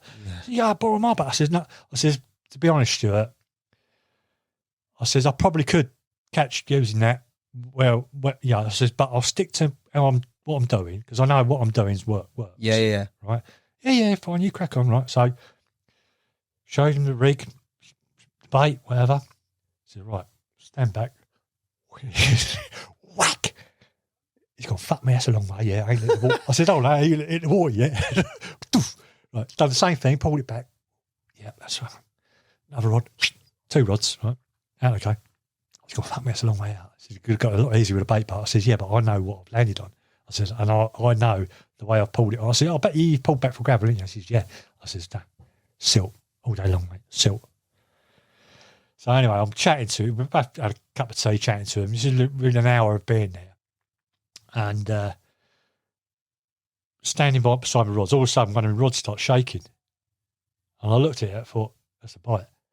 And as I picked it up, well, I don't know whether it was me moving the rod that gave the bleep. I'm pretty sure it hadn't bleeped. I just see the rod vibrating on the rest. I thought I got one on. Picked it up. Sure enough, I got one on. So I'm playing this fish. Feels weird. All of a sudden, a fence post come out of the water. Oh, no. Like a 4x4, 6-foot fence post attached to my line by a muscle. Like, I'm thinking, oh shit! Like, you know, so I'm playing it in, and the fence post fell off. Gets it in. I can't remember. It was 32 or 30 pounds. So it was a 30. Wow. He's got, and I thought, oh, I better pour a rechuck. I better check my line. So I've looked at my line, and it literally gone 3/4 of the way through it. I said, "Oh, Stuart, look at this." I think my name was on that fish. I just went. Tick. It broke at about £2. Literally went like that. After that, pulling in that post, the bite slowly dried up. So I've got a sneaky feeling they was using that post as a rubbing spot. Yeah, rubbing on it. And obviously that was why I was losing fish, because I was going round the post. The post was obviously probably upright in the silt. Yeah, and they've gone round it and boom, lost it, cut off, whatever, you know. So, and like I say, once that post, I never lost any after that post was pulled in, but the bites slowly dried up. Yeah, so. What I could, mate, what's bad about on there, as I said before, the pub, mate, that whole scene, yeah? The stories, the shenanigans, the going-ons. Mega. Was that a bit of you? Could you not? Yeah, a bit of both. I was a bit of a lad in my day. I won't say, it's something I could say that would probably shock you, but I won't. I'll save it for the moment when it feels right. But there's something that will shock you, right? And it revolves around drinking, not drink driving or nothing like that. Right. And I still liked a pint, but I also liked a bit of pot. Okay. So, I smoked a bit of pot. I think a lot of people these days have done in my generation have smoked pot at some point in their life, right? So going to the pub every night weren't really my thing. I'd go there for one. If I went for a weekend at Harefield, the Horse and Barge was I don't know, you can't, such a mental pub. It was rammed. It was Friday night, Saturday night, Sunday night. It was rammed. Yeah, and it was like an 18 to 30s club. The average age, I'd say, was probably 25. You had page 3 models going in there, all sorts, and it'd be cars parked up both sides of the road, a mile up either way. Jeez. So it was so many people used to go in the Horse and Barge. The money used to go over that till, oh, Christ knows. So, and being in the middle of the Colne Valley, in between Savay and Harefield, and you had obviously behind the Green Gate, pit 1, pit 2, pit 3, pit 4. You had all those anglers as well. Waltonians, the cons, the fisheries, just round the corner. A lot of carp anglers used to go there. And what used to happen was the front bar, we could call it the smelly bar because half of them fucking ain't had a wash, if you know what I mean. But that was where the carp anglers used to hang about. And you had a few carp pictures up on the wall. But the rest of the pub was just like, and at the big beer garden out the back, tables and chairs out the front as well. It was just packed. I didn't realise it was that ram with everyone, mate. Yeah, honestly, 1,000 people. I would imagine on a Friday night, Saturday night, would not be surprised if 1,000 people went there. What's the worst you've seen there, mate? What's the hilariest it's got? I've heard of all sorts of stories, mate. Well, I was there the night Lockie nearly got killed. Yeah. When I say that I was almost there, I was in the pub that night. And again, getting back to the booze thing, I mean, obviously I've done the same thing what Kevin Nash talks about. Have a few beers, intending only have a couple. We ended up staying till last hours. Then you go up the Indian afterwards and things like that. I could tell you some hilarious stories about the Indian. Some hilarious. I'd have you in tears. Right? Honestly. I'd have you in tears, right? But I'm like I say, I've got to save something. Yeah, right? yeah. But this particular night at Lockie, I'll mention it because Lockie's done a podcast. Yeah. He's talked about it. What happened was I'd gone to the pub and like I say, again, learning from past experience, right? Looking at Nash's podcast, right? Reels back in the day had clips on, right? Yeah. 99% of anglers Didn't use them. Didn't use them. They didn't know how to use them to the effect. To the effect, of casting up against a tree. Clip up, take a bit off, bang, clip up, take, right? And that's how I got to use. How I learned to use a clip by my dad. Yeah. Okay, so you with me on that respect? Yeah. But it also comes into its own when you're reeling to go to the pub. Right, clip up, reel in. Right? Honestly, the amount of anglers at Harefield that never clipped up and reeled in and went to the pub. Oh, the old pub chucks, mate. Oh, yeah. phenomenal. Like I would say 90% of the anglers never clipped up then reeled in. 90%. Right?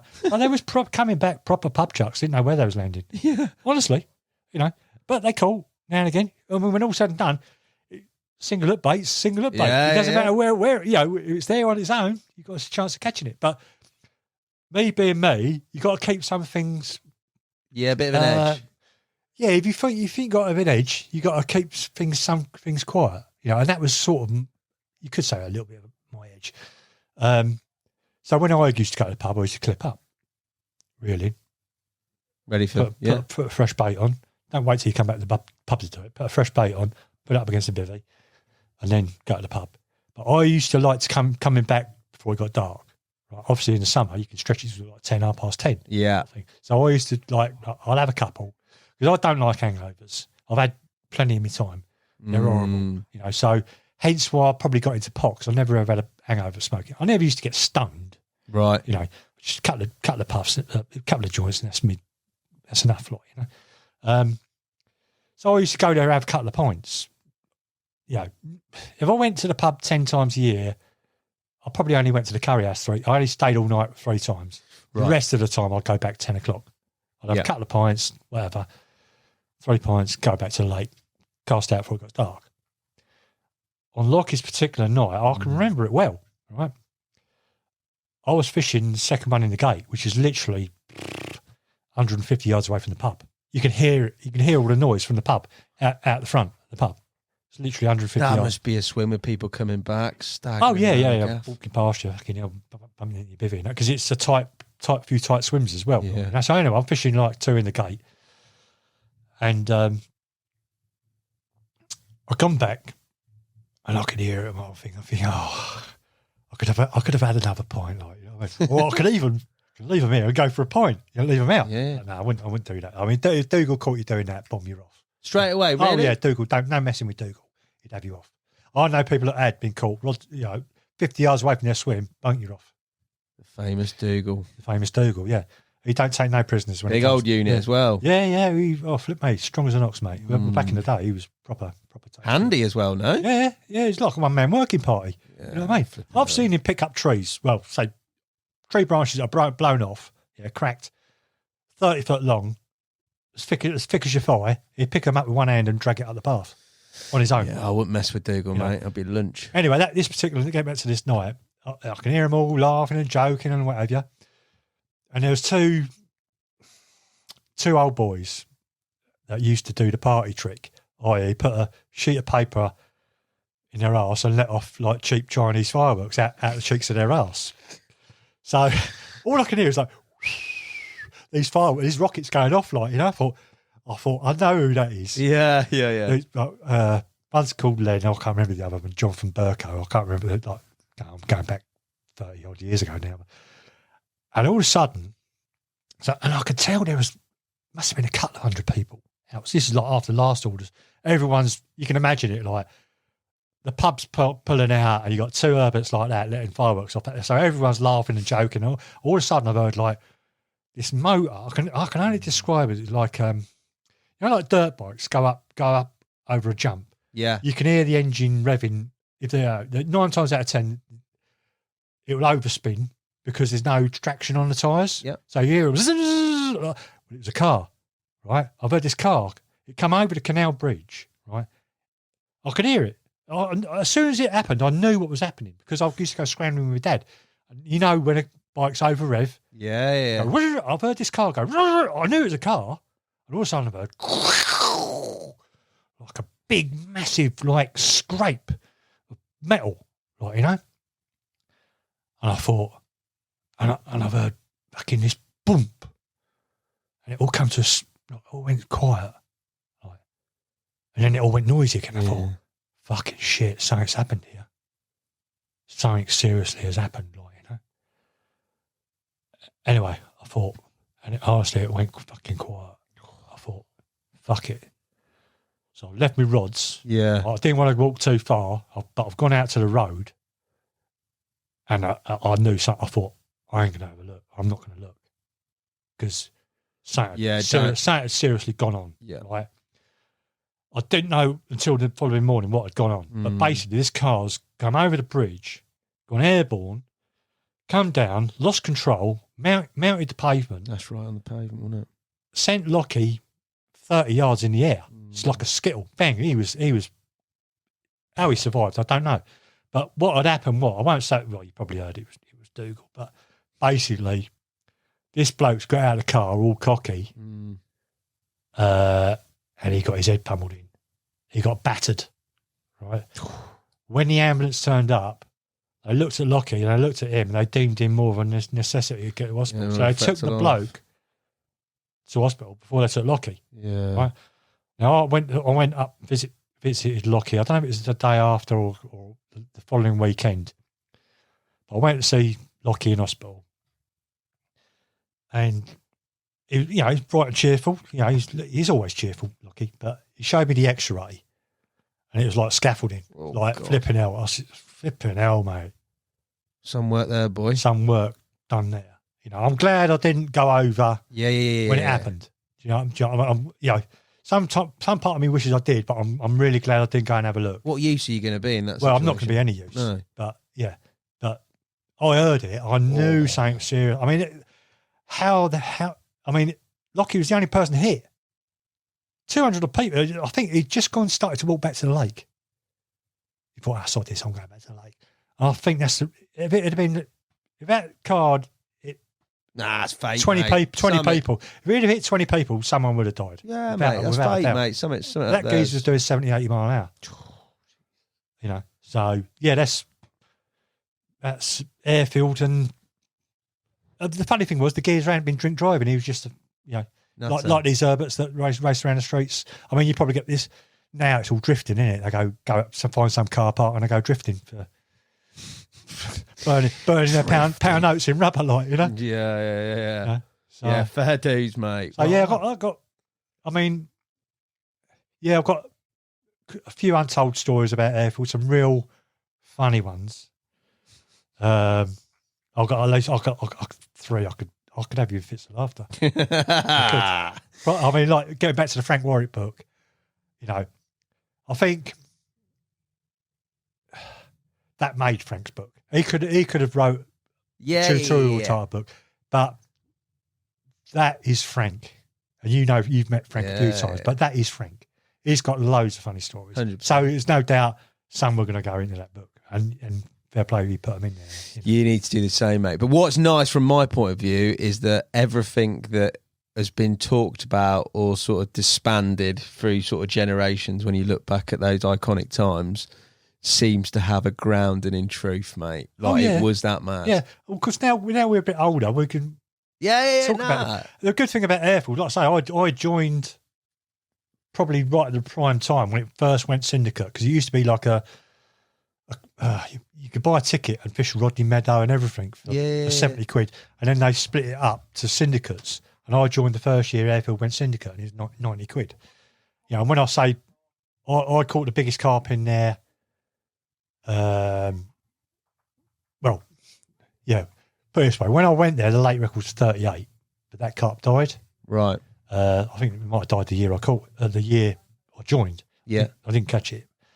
But then I caught another fish called Tattoo at 34, which was the biggest one in there. And then obviously I stayed for another couple of years, and it went from like 630s to when I left, there was probably 18, 20, 30s. So it's progressing. Yeah. It's knocking. I think the year after I left, I think Johnny Meacham had the first 40. Right, yeah, okay. That was Nelson. Yeah. But then they had a fish kill after that for some reason, and then it went downhill. And it's now you'd be shocked if you went over there. It's half a lake it used to be. Basically, the lake's been used as a washing plant for washing gravel, so it's just silted up. Rumour was fish got moved into various lakes in the valley. Mate, you had it at its prime. That's the one, innit? Yeah. I mean, like I say, it was, and again, getting back to the pub thing, it was like the who's who of fishing, really. Yeah, exactly. I mean, pretty much every bloke, Fish Savvy was a household name. You know, your Roger Smith. The boys, mate. Boys, yeah. And they always had, there was a good laugh. There was a good bunch of blokes. You know, I mean, getting back to rigs and that, I can remember, like Roger. I mean, he's dead now, but bless him, like, you know. He invented the D-rig. In my eyes, he invented the D-rig. Because going back to the Woburn days, that's when I can remember the Hare first came out. Yeah, 1980. okay. Well, I caught my first 20 on a side at Boyley. That was when the Hare got publicised, and I used the Hare as per the book, you know, the Maddox 2-inch hair and all that. And I visibly watched carp at Woburn feeding on the original Hare. You know, £half-pound lines, 2 inches long, and all that. And the weird thing was, I remember getting 6. The first time I ever used it, right, this is no bullshit. I had 6 bites the first day. Right, caught none. Oh, really, didn't you? I was picking up the bait and swimming off. Didn't have the hook in the mouth. And I'm thinking, it's ball spinning. I've literally watched it pick bolt off. Well, I'm thinking, nothing. Scratching my head, right? Didn't take me long to work out. Don't need to be using a 2-inch hair. Shorter. Yeah, I think the second day, well, that night, I'm thinking, what's going on here? Like, you know what I mean? No one's ever had 6 bites in a day out of Woburn. I mean, there was only 20, 30 carp in there. Yeah, I was going to say, yeah. You're lucky if you got 2 bites in a day. So is that type of water? So I'm scratching my head at night thinking, you know what? It's time with a real short hair, right? So the following day, I put out like one with 1 inch, one with 3/4 inch, one with 1/2 inch. I think the following day, I had 2.5 inch. I thought, there you go. Job done. Short hair's the one. Talk to me. I mean, it's pretty synonymous. A lot of us use it now. You've caught me an incredible amount of fish, but you have definitely become synonymous with the development and the use of the old slip D-rig, mate. Yeah. We all use it in the office in various different guises. Obviously, there's new components and things that have come to light, but it is very much stood the test of time with regards to it being ultra effective. I don't use it with a pop-up. I've never used it with a pop-up. I've only ever used it with like a wafter or a balanced hook bait, but my life, well, it's caught me 240s this year. Yeah. So I can't thank you enough for that. But when did that and how did that all come to be and come about, mate? Right, getting back to Woburn, right? Now, you'll probably, I don't know if you say it now, but you will be saying it in 5 years or 10 years' time, right? Most carp anglers, and I've been like it myself, you could class most carp anglers as lazy. Yeah. I'll say it in a kind way, right? We all tend to use something we caught on last week or last session. Oh, go on, this is going to work. It's going to work. You know, you've got the confidence in what you caught your last fish on. Yeah, right. It's pretty natural to think like that.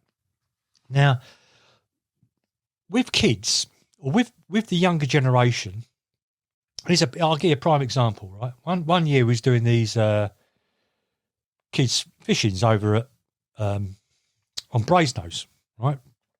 One of the charity, well, it wasn't a charity. We was doing, basically, it was Lengard and that. It was to do with Lengard. It was to do with total carp. I think what they did is it was like 20 adults and 20 kids. Yeah. Right.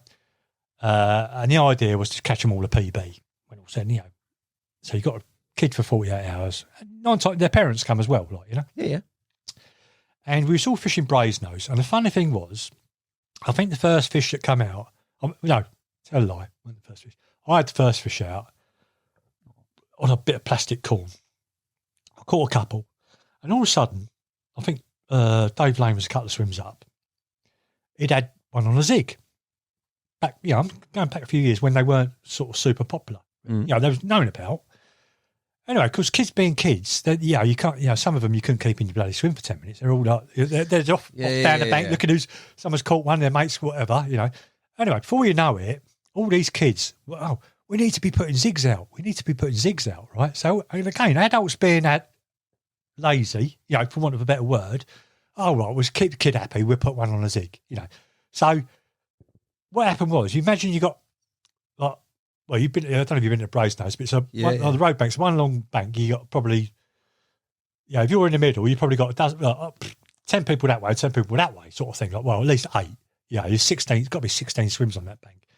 So you got Dave Lane in the middle, and then the next two started using zigs, and then the next two, and it spread like that, right? And before you know, within 48, by the following day, right, we'd gone from Dave Lane catching on brown zigs, to getting the kids' imaginations run wild. And we're all using wasps of multicoloured, like traffic lights. Oh, let's try yellow and a red. Let's try yellow, red, and black. Honestly, it's like you let the kids' imagination take. You've got no inhibitions about what works or what should work. We'll try it. Yeah, and that was me at Woburn. Bearing in mind, you're seeing what other anglers are using. You're seeing them struggle, right, as well as yourself, whatever. So you're looking for your mind's just trying to generate ideas of what works, right? Now go back to Woburn. I started off catching on side hook, then I started using hair, then I started using the real short hair, right? And back in those early 80s, it was a bit of Roger Smith come out with a D rig. Yeah. You had like the Kevin Maddox trainer thought the hair needs to come from the bend. The Rod Hutchison trainer thought the hair needs to come from where the eye is. And the Roger Smith trainer thought a D rig, So I had no sort of idea which one works best. There's only one way to find out. One on each rod. Okay, so I'm fishing Woburn with different rigs on all the rods, right? Now, I've got a pretty active imagination, right? And I'm thinking, before I know it, I've tied up a slip D rig. Don't know what it is. It ain't got a name. I've tied up my very first slip D rig. And at the time, I was using dental floss as my hook link, right? Right. Again, go back to the early 80s. Braid material was very crude. You had Millward's Black Spider, which was like black, and you had to pre-stretch it, to make it thinner. And you had Cortland Micron, which you could dye, and that was thick as well.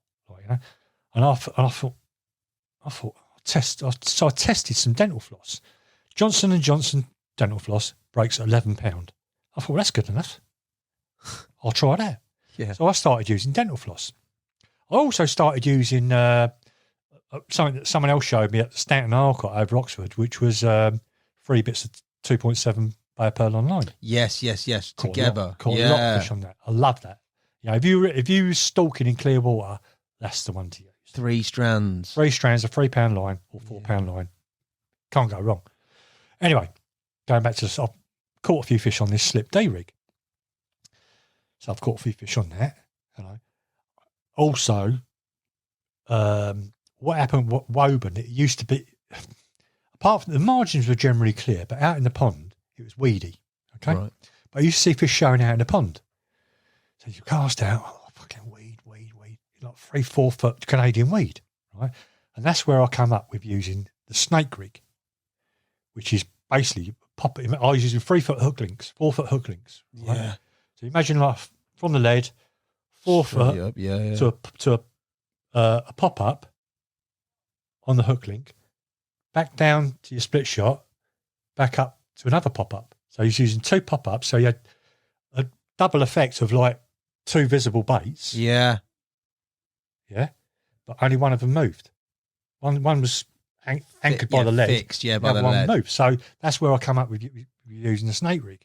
And then again, I developed that a little bit further, and you come up with a scorpion rig, which is similar mechanics, but again, a slightly different rig. So I've got loads of rigs running through my head, of like, I need to be using this, I need to be using that. And again, I went to Harefield. After Woburn, I went to Harefield, and I tried everything. I've got no preconceived ideas what's going to work or whatever. But I did screw me loaf. What I did, how can I say it? Some anglers are pretty cagey. Right? I won't mention this bloke's name, but he's an Essex boy. Right? Yeah. He's not Nashy, but he is an Essex boy. As far as I know, he's an Essex boy. I can remember one day doing the typical thing, reeling in, going to the pub, right? Or seeing people reeling, going to the pub, and he'd walk past and he'd be like that looking at their rods. Yeah. I'm thinking, you cheeky sod, like, I thought, I'm going to catch you out, right? I didn't say it, right? But at the time, I started using the slip D rig, bottom baits. Yeah. I caught a lot of it. I caught on a 50-50 at Harefield, pop-up sand bottom baits. But when I was in the summer, it was bottom baits, pop-ups in the winter. But so in the summer, when I went to the pub in the summer, and I used to unclip me. I was probably maybe one of the first people to do it. I used to unclip the hook link and put a dummy hook link on. Yeah, dud. Yeah, right. 2 reasons for that. I was using the clips were they used to come on a Berkeley swivel. I don't know what they're called, like a quick link. Yeah. Berkeley used to sell them. Everyone sells them now. But I didn't use a swivel, which is like be my leader through the tubing, tied to the clip, and I used to clip on my hook link. Okay. Right. So when it comes to the pub, there's twofold reasons for that. Right. A, rats were becoming a bit of a problem. Right. And people were coming back and rats had chewed their baits off.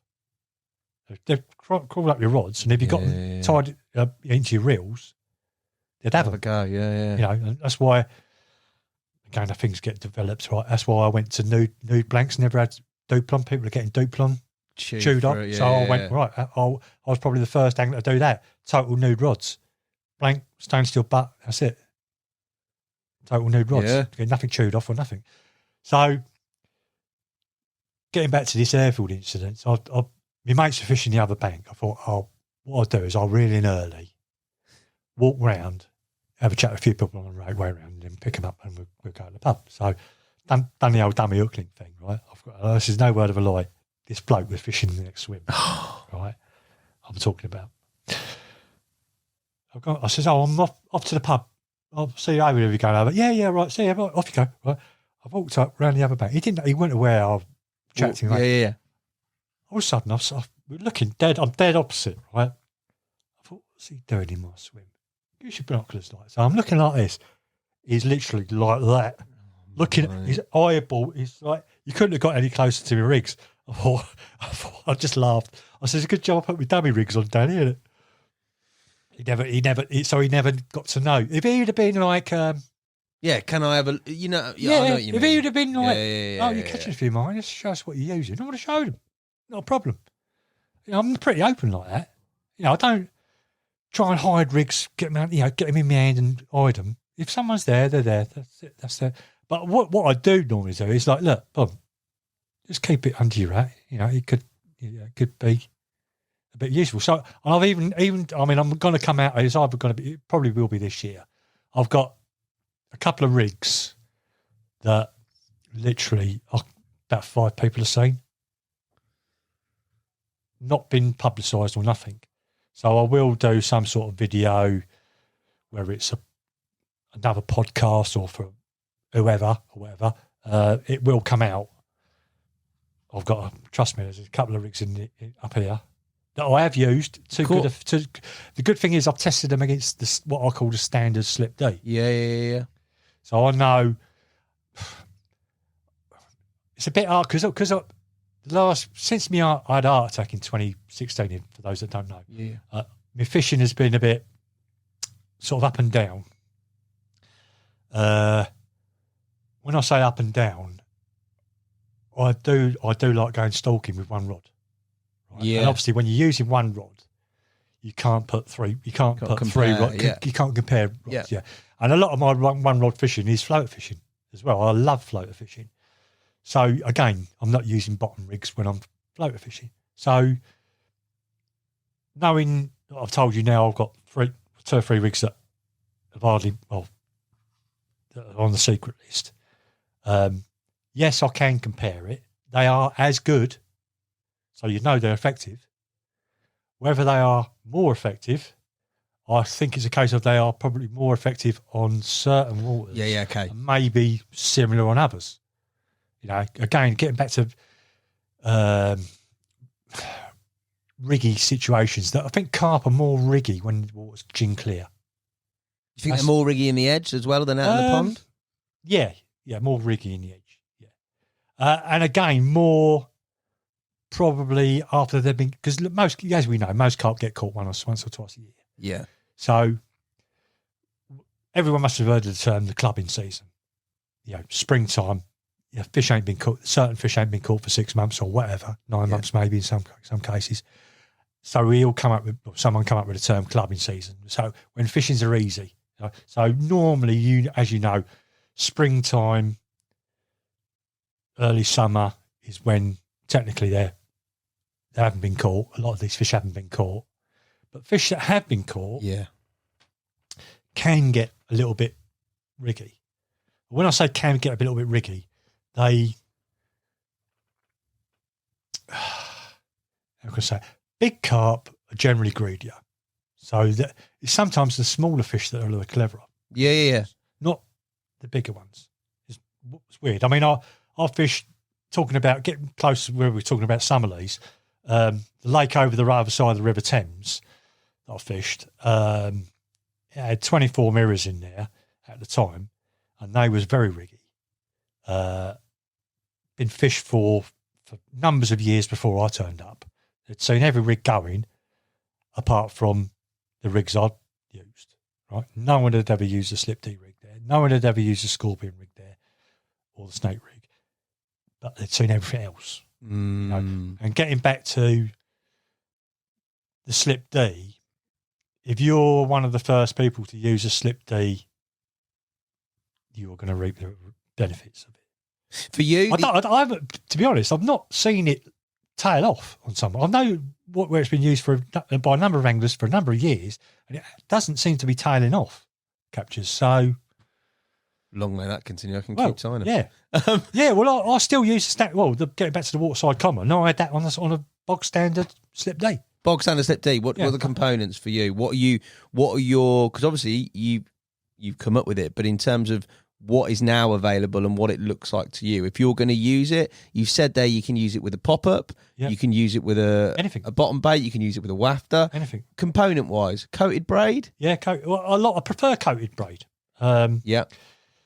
If there's weed, I've got no qualms about using uncoated braid, totally, because it's, you're following a little bit of weed. When I say weed, it's low-lying bottom weed or crud. Let's just call it crud. Yeah. But normally a coated braid. That sort of thing. Yeah. On a clear spot, be coated, stripped back coated braid. Yeah, the last inch, maybe 2 inches before the below the hook. Yeah. Well, below the eye of the hook.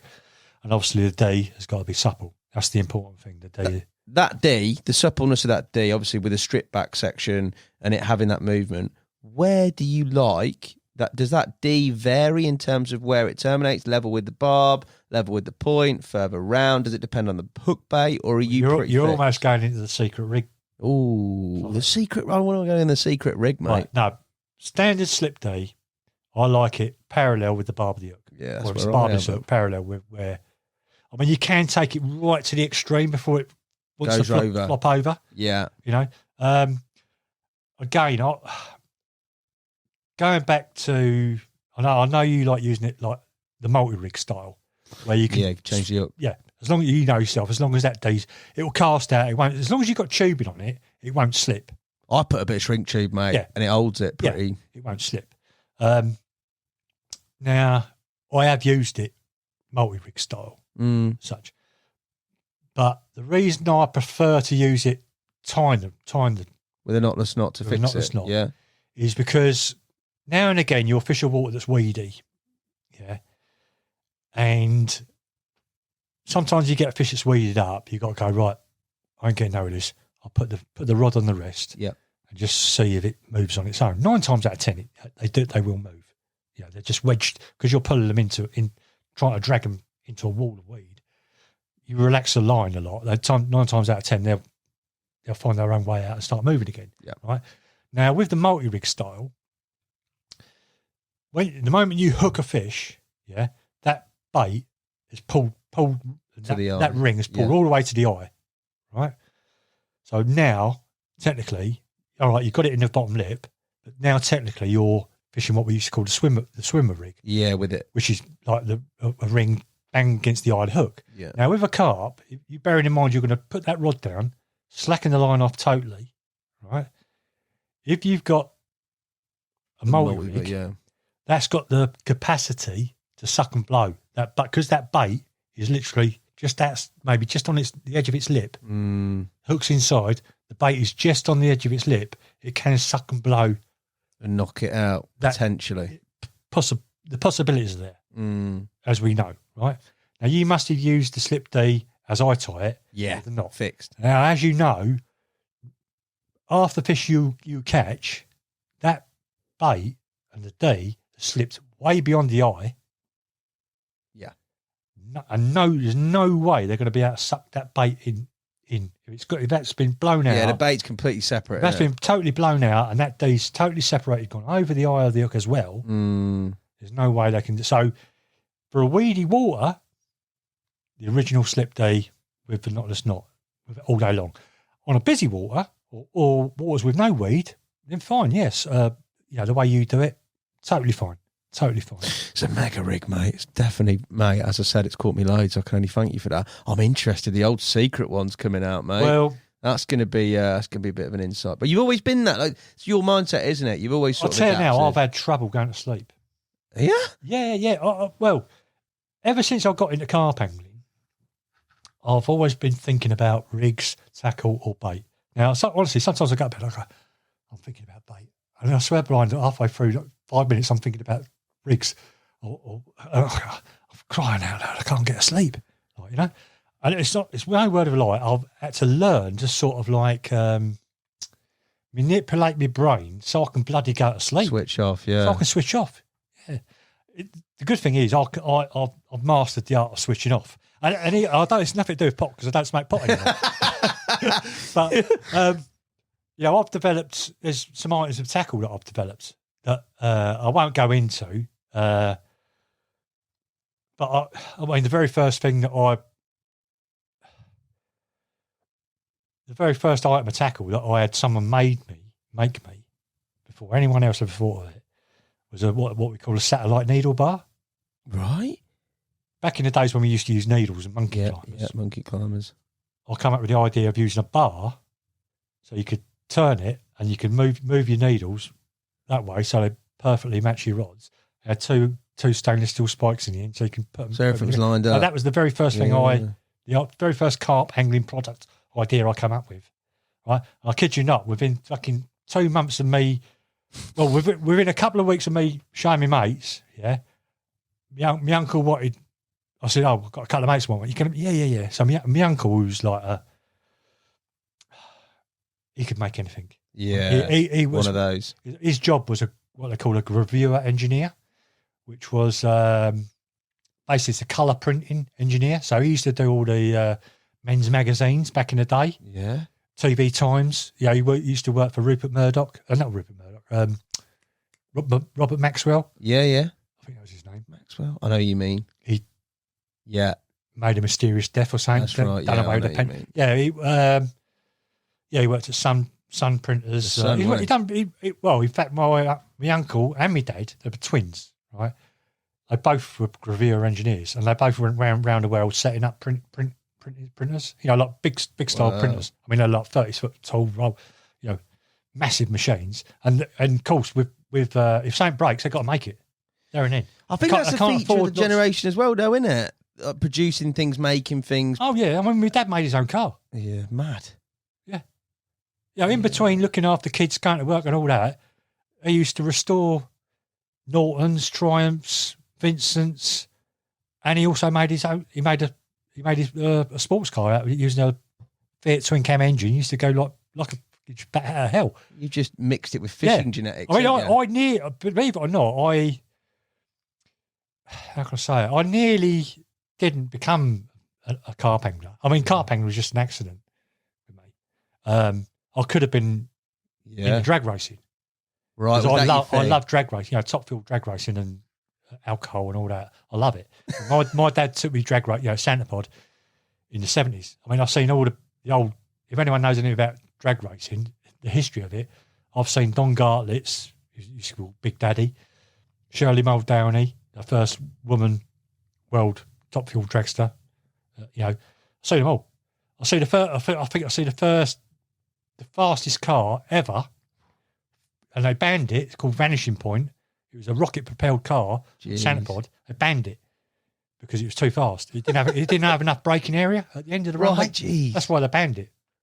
He's done 400 mile an hour. Yeah, that's mental. You'll only, if you go on YouTube, type in Vanishing Point. It's not in history books or nothing. Well, it is. It's on YouTube. You'll see it run 400 mile an hour. That sounds mad. Well, I think he'd done the quarter mile and thrown like 3.2. Ridiculous. Imagine doing a bit of that. I think you chose the right option, mate. Yeah, well, my dad built. I had how can I say it? I had a Mark 1 Escort that was quicker than a Mexico. Back in the, You'd had super. Yeah. It had a Burton Stage 3 engine in it. Jeez. Balanced crank, balanced piston, everything was balanced, all ported out. It's like, honestly, 0 to 100, Christ knows. I used to blow 3 litre Capris away. Oh my God. And the funny thing was, my mate who lived around the corner, he got into drag racing, and our mate who we know, Apache, who's Elstow bailiff, he built my mate a dragster from ground up, tubular chassis, the lot. And I used to go around every night or every week or whatever, see how he's getting on. He built ground up Fair play. It was put this way, he used to run what they call bracket racing. And it was that quick, he had to slow it down. He took the nitrous out of it because it was too quick. Mate, that's frightening. Speed is a frightening thing, mate. But that's some skill to engineer that. Oh, yeah. I'm glad that... Yeah, Apache's That's mega. Yeah.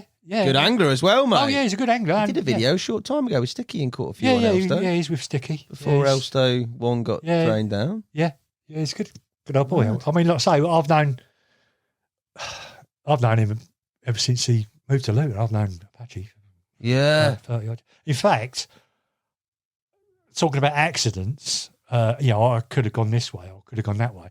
I got Apache into carp fishing, really, because he'd done a bit of fishing. But he was... I used to meet down the pub, and I used to go, I caught a 20 there, I caught a 30 or whatever.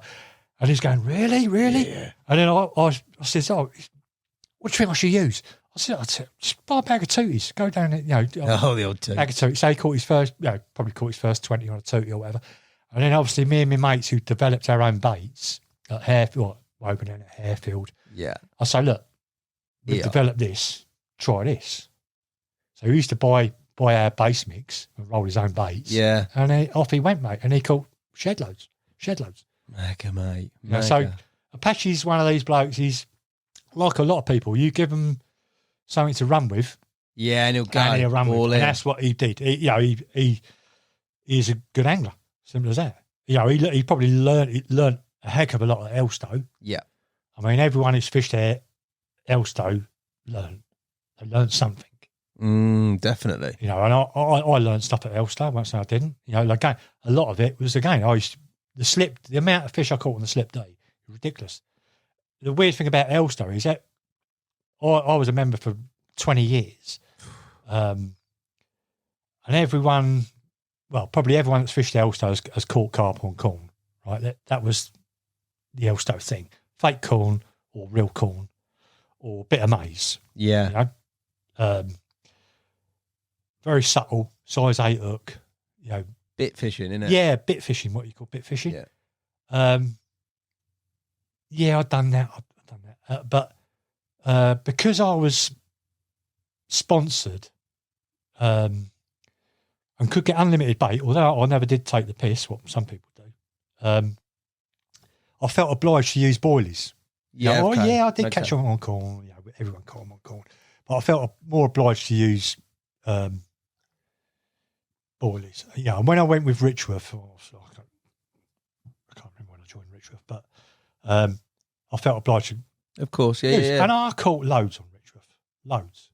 The weird thing was, when I showed people my rig, they're going, "Really? I'm like double 14 mil or double 18 mil Yeah, the boilers, and they're all opposite they're on a size 4 hook, on the bottom, and they're using like single grain of fake corn, size 8 hook, really subtle." And I'm going, no, that's what I'm using. Wallop. Have it. You have it, or you don't. And they had it. The Elstow carp love food. Now, as we're at Elstow, mate, we've got to talk about it. It is certainly another place that sort of is etched in carp fishing history. I think of Elstow, I think of free on a spot. A lot of people use it now at Linear, that type of bit fishing that we've referenced already. For you, your experience on there, was it all pit one based? Yeah, mostly. Yeah. I was fortunate enough to be offered a bailiff's ticket. Well, in fact, the year before I got the ticket, I was taken there on a guest session in the winter. I think it's February. Very rare to get a guest session on there. It was well exclusive, wasn't it? Yeah, very rare. The very place. rare. 1990. I think it's 1995. I think I caught my first 40. In fact, I caught 2 40s that year from the lake we can't mention. 44. But yeah, I had 2 mates who were bailiffs, and they managed to get me. I said, "Oh, see if you can get me a guest session." So I went over there in February, and it was really busy. I couldn't believe how busy it was, really, for February. I think there was at least 12 of us on there for the weekend. I mean, 95, you know what I mean? And really, I knew there was a few 30s and that in there. So obviously, I wasn't fully aware of how many fish were in there. I'd known about it since 1976, believe it or not. But I'd never sort of bothered about going over there fishing on it, So yeah, I went over there as a guest session, and talk about luck. I was the only one that had a bite, out of all those anglers that all had knowledge of the place. I had no knowledge whatsoever. See a couple of shows, put some hook baits out there, and bang, I had a 32, I think, snowfish. So yeah, and then the following year, Stuart Gillam, who was a bailiff, or I think he was a head bailiff, he was moving to Thailand. To take up. He loved. Well, even then he loved Thailand.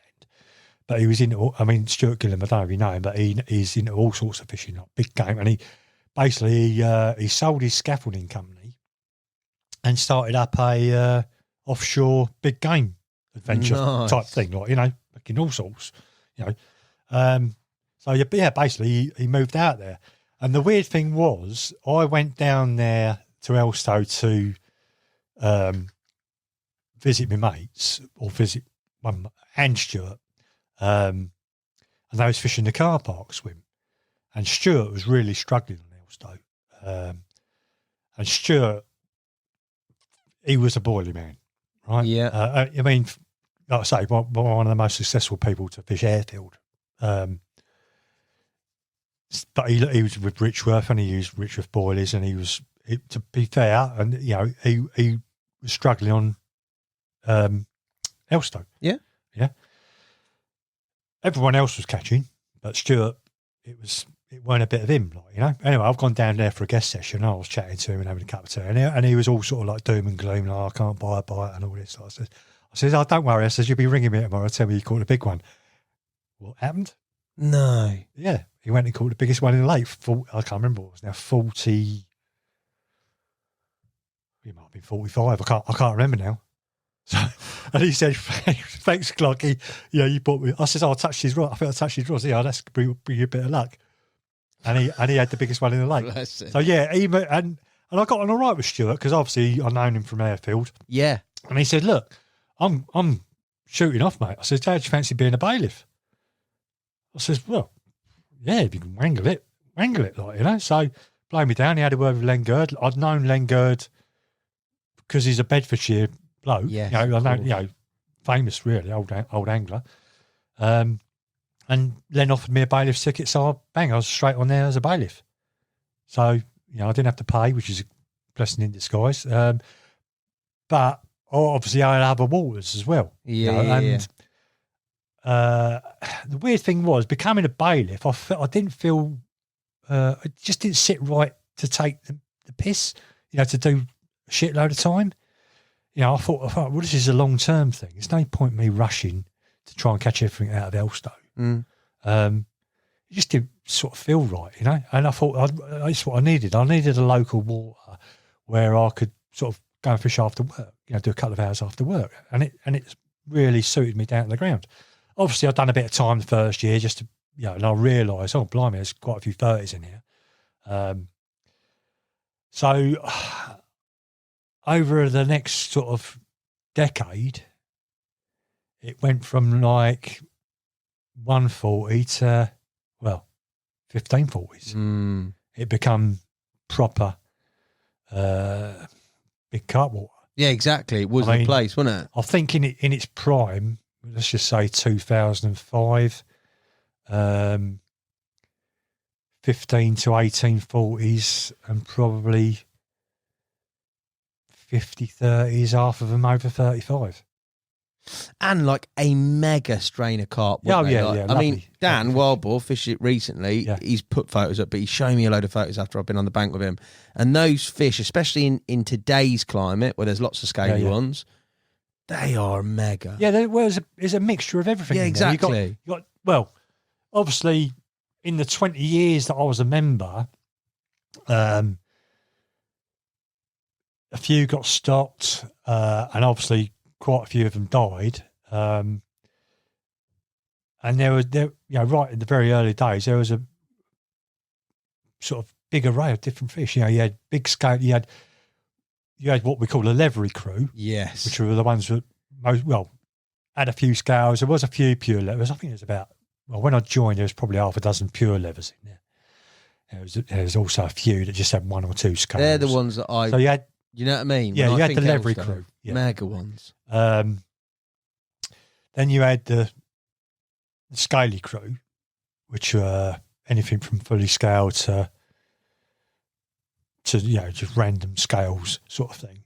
And then you had the speckly crew, which were like pin scale, loads of pin scale, tiny scales. I mean, I caught one, I can't remember what it's called now. I caught one, honestly, it was just a blister pack all over. Like tiny scales, half the size of your little fingernail, the whole body, 34 pounder. Wow. Mental. I mean, that was the only one like that. There was quite a few with like clusters of these little pin scales and what have you. Yeah, so everything to float your boat, apart in no commons whatsoever. No. A few in pit 2, but how can I say it? When you're a bailiff, like I say, there's no big rush to go and catch them all. And again, I thought, well, rather than I did try fishing pit 1 and pit 2, but it just didn't sort of work. Pit 1 was too much of a draw for me. Yeah. Because, well, I very rarely blanked. I think, well, the last 3 years I fished there, I pretty much fished exclusively on slip days. When I was fishing on the bottom, and I never blanked. Jeez. Was it? Did you fish it typically, as in like 3 on a spot, on a bar, tight? No. When I started fishing there, I sort of like got sucked in because I've always been like a margin man. I do like the margins. But obviously joined Harefield, there's times when you need to cast out and you need to cast out accurately to a certain spot or a certain feature. So I did look. I mean, Elstow was full of features. So there was times when bang, I need to be on that feature, and I did fish the features. But if I could get something going in the edge, I'd milk it. And you know, I caught a lot of carp in the edge, and I caught a lot of carp on day one in the edge. You know, I think the most bites in one day in the edge about 7. You know, and we're talking like 30s and 40s. You know, 7 bites in a day ain't bad. A lot of people poo-poo fishing in the margins because they think they're going to spook. But some days they will, some days they won't. We were talking about this just off camera, weren't we, before? We were talking about sort of, you go there, fish your margins, you maybe hook one, and on those type of waters, I personally I'd think that disturbance of playing one, your sort of spot is blown, really. But you were talking about instances where you were having, you just said there, 7 fish out the edge, they're coming back in after a period of time. Yeah. Well, going back to Woburn Sands in the winter. I mean, I used to fish more in the winter at Woburn Sands than the summer. Yeah. And I'd have multiple catches in the winter, all fishing in the edge. And I'm talking like I'd have 3 sacks to photograph every other morning. We're talking 1984 or whatever, Yeah. So in my mind, if you can catch them, if you can get multiple catches there, you can get multiple catches there. It doesn't, and they're just transferable, yeah. Yeah, and I've done it again. That time when I told you about a fish called the Beast. I lost a 40 half an hour before that on the same spot. Yeah, I caught it at the same rig. I caught the fish I was targeting on the same rig on the same spot, and I thought, oh, that's it. I've had my chances now. So I've blown it. Blow. Half an hour later, bang! I've had the one I wanted. So with carp fishing, you can. A lot of it's up here. What your head's telling you will work and won't work. And sometimes you get it right and sometimes you get it wrong. And sometimes you'll be educated by someone else as such, without realising it sometimes. And you'll be going, what, he's had 2 bites over there. Why not I had a bite? I need to do something. I'm doing something wrong. Yeah. And it's the acceptance factor that you might be doing something wrong. Or I think we're always sort of querying ourselves. And it's not until we start getting 2 or 3 bites that we start thinking, oh, right, I've sussed it now. And I think we all struggle from time to time on certain waters. Yeah, yeah. It's like go back to Elstow. Now, I like catching carp off the top. I was the first person to catch 3 20s off the top in one day at Harefield. Caught 20s off the top at wherever else I've been. And Elstow was perfect for it. Now, getting back to how your average angler thinks, and the way the way Elstow is, a lot of anglers sort of like got 3 rods, train lines to the spot, spot it up, they're sitting there, they're waiting for it to happen. And sure enough, sit there long enough, things generally do happen, but at your predicted feeding times. Now, being that I treated Elstow as not my main water and go there after work, or just do the odd day midweek if we've got a day off, I'm not going there thinking, oh, right, I need to get 3 rods on the spot. I'm going there, I need to use a method that's going to get me a bite. Now, whether it's stalking in the edge or float with 1 rod or floater fishing with 1 rod, it's going to get me a bite in 1 or 2 hours, or get me 2 bites in 1 or 2 hours. And it works, because if other anglers are not fishing floaters and they've all got 3 rods out in the bottom, and if you 6 anglers all fishing on the bottom and only 1 bloke is fishing on the top, I'm not using a method. I'm not using a method that's been caned. Although, getting saying that, they've all probably been caught on the top at some point in time. I'm not trying to claim I fucking invented it, because I didn't. But I'm just going there. All I need is find half a dozen fish, get them feeding, and game on, in my opinion. Getting back to the last 3 or 4 years that I fished Elstow. I caught, every time I fished on the bottom, slipped these. 9 times out of 10, it was a double bottom bait. If it weren't a double bottom bait, it'd be a pop up. But I also done a fair bit of time, hours, let's just say hours, 4 hours here, 4 hours there, after work. I think my best year with 1 rod, bearing in mind it's all digital now, it's all on your computer, you can see the dates, you remember the fish. Oh yeah, I call that, I can remember everything. Oh, well, I was stalking that day. I remember one year I didn't night fish I didn't do a single night until middle of August. Right. So I fished with one rod. I think it started at the end of April. So I done that sort of a couple of days in April, May, June, July. So 3 months. I never fished a night, never fished 3 rods. Right. Come the end of the year, I thought, blimey, I've done all right here. I think I had 32 30s and 140. I had 18 of them fishing with one rod.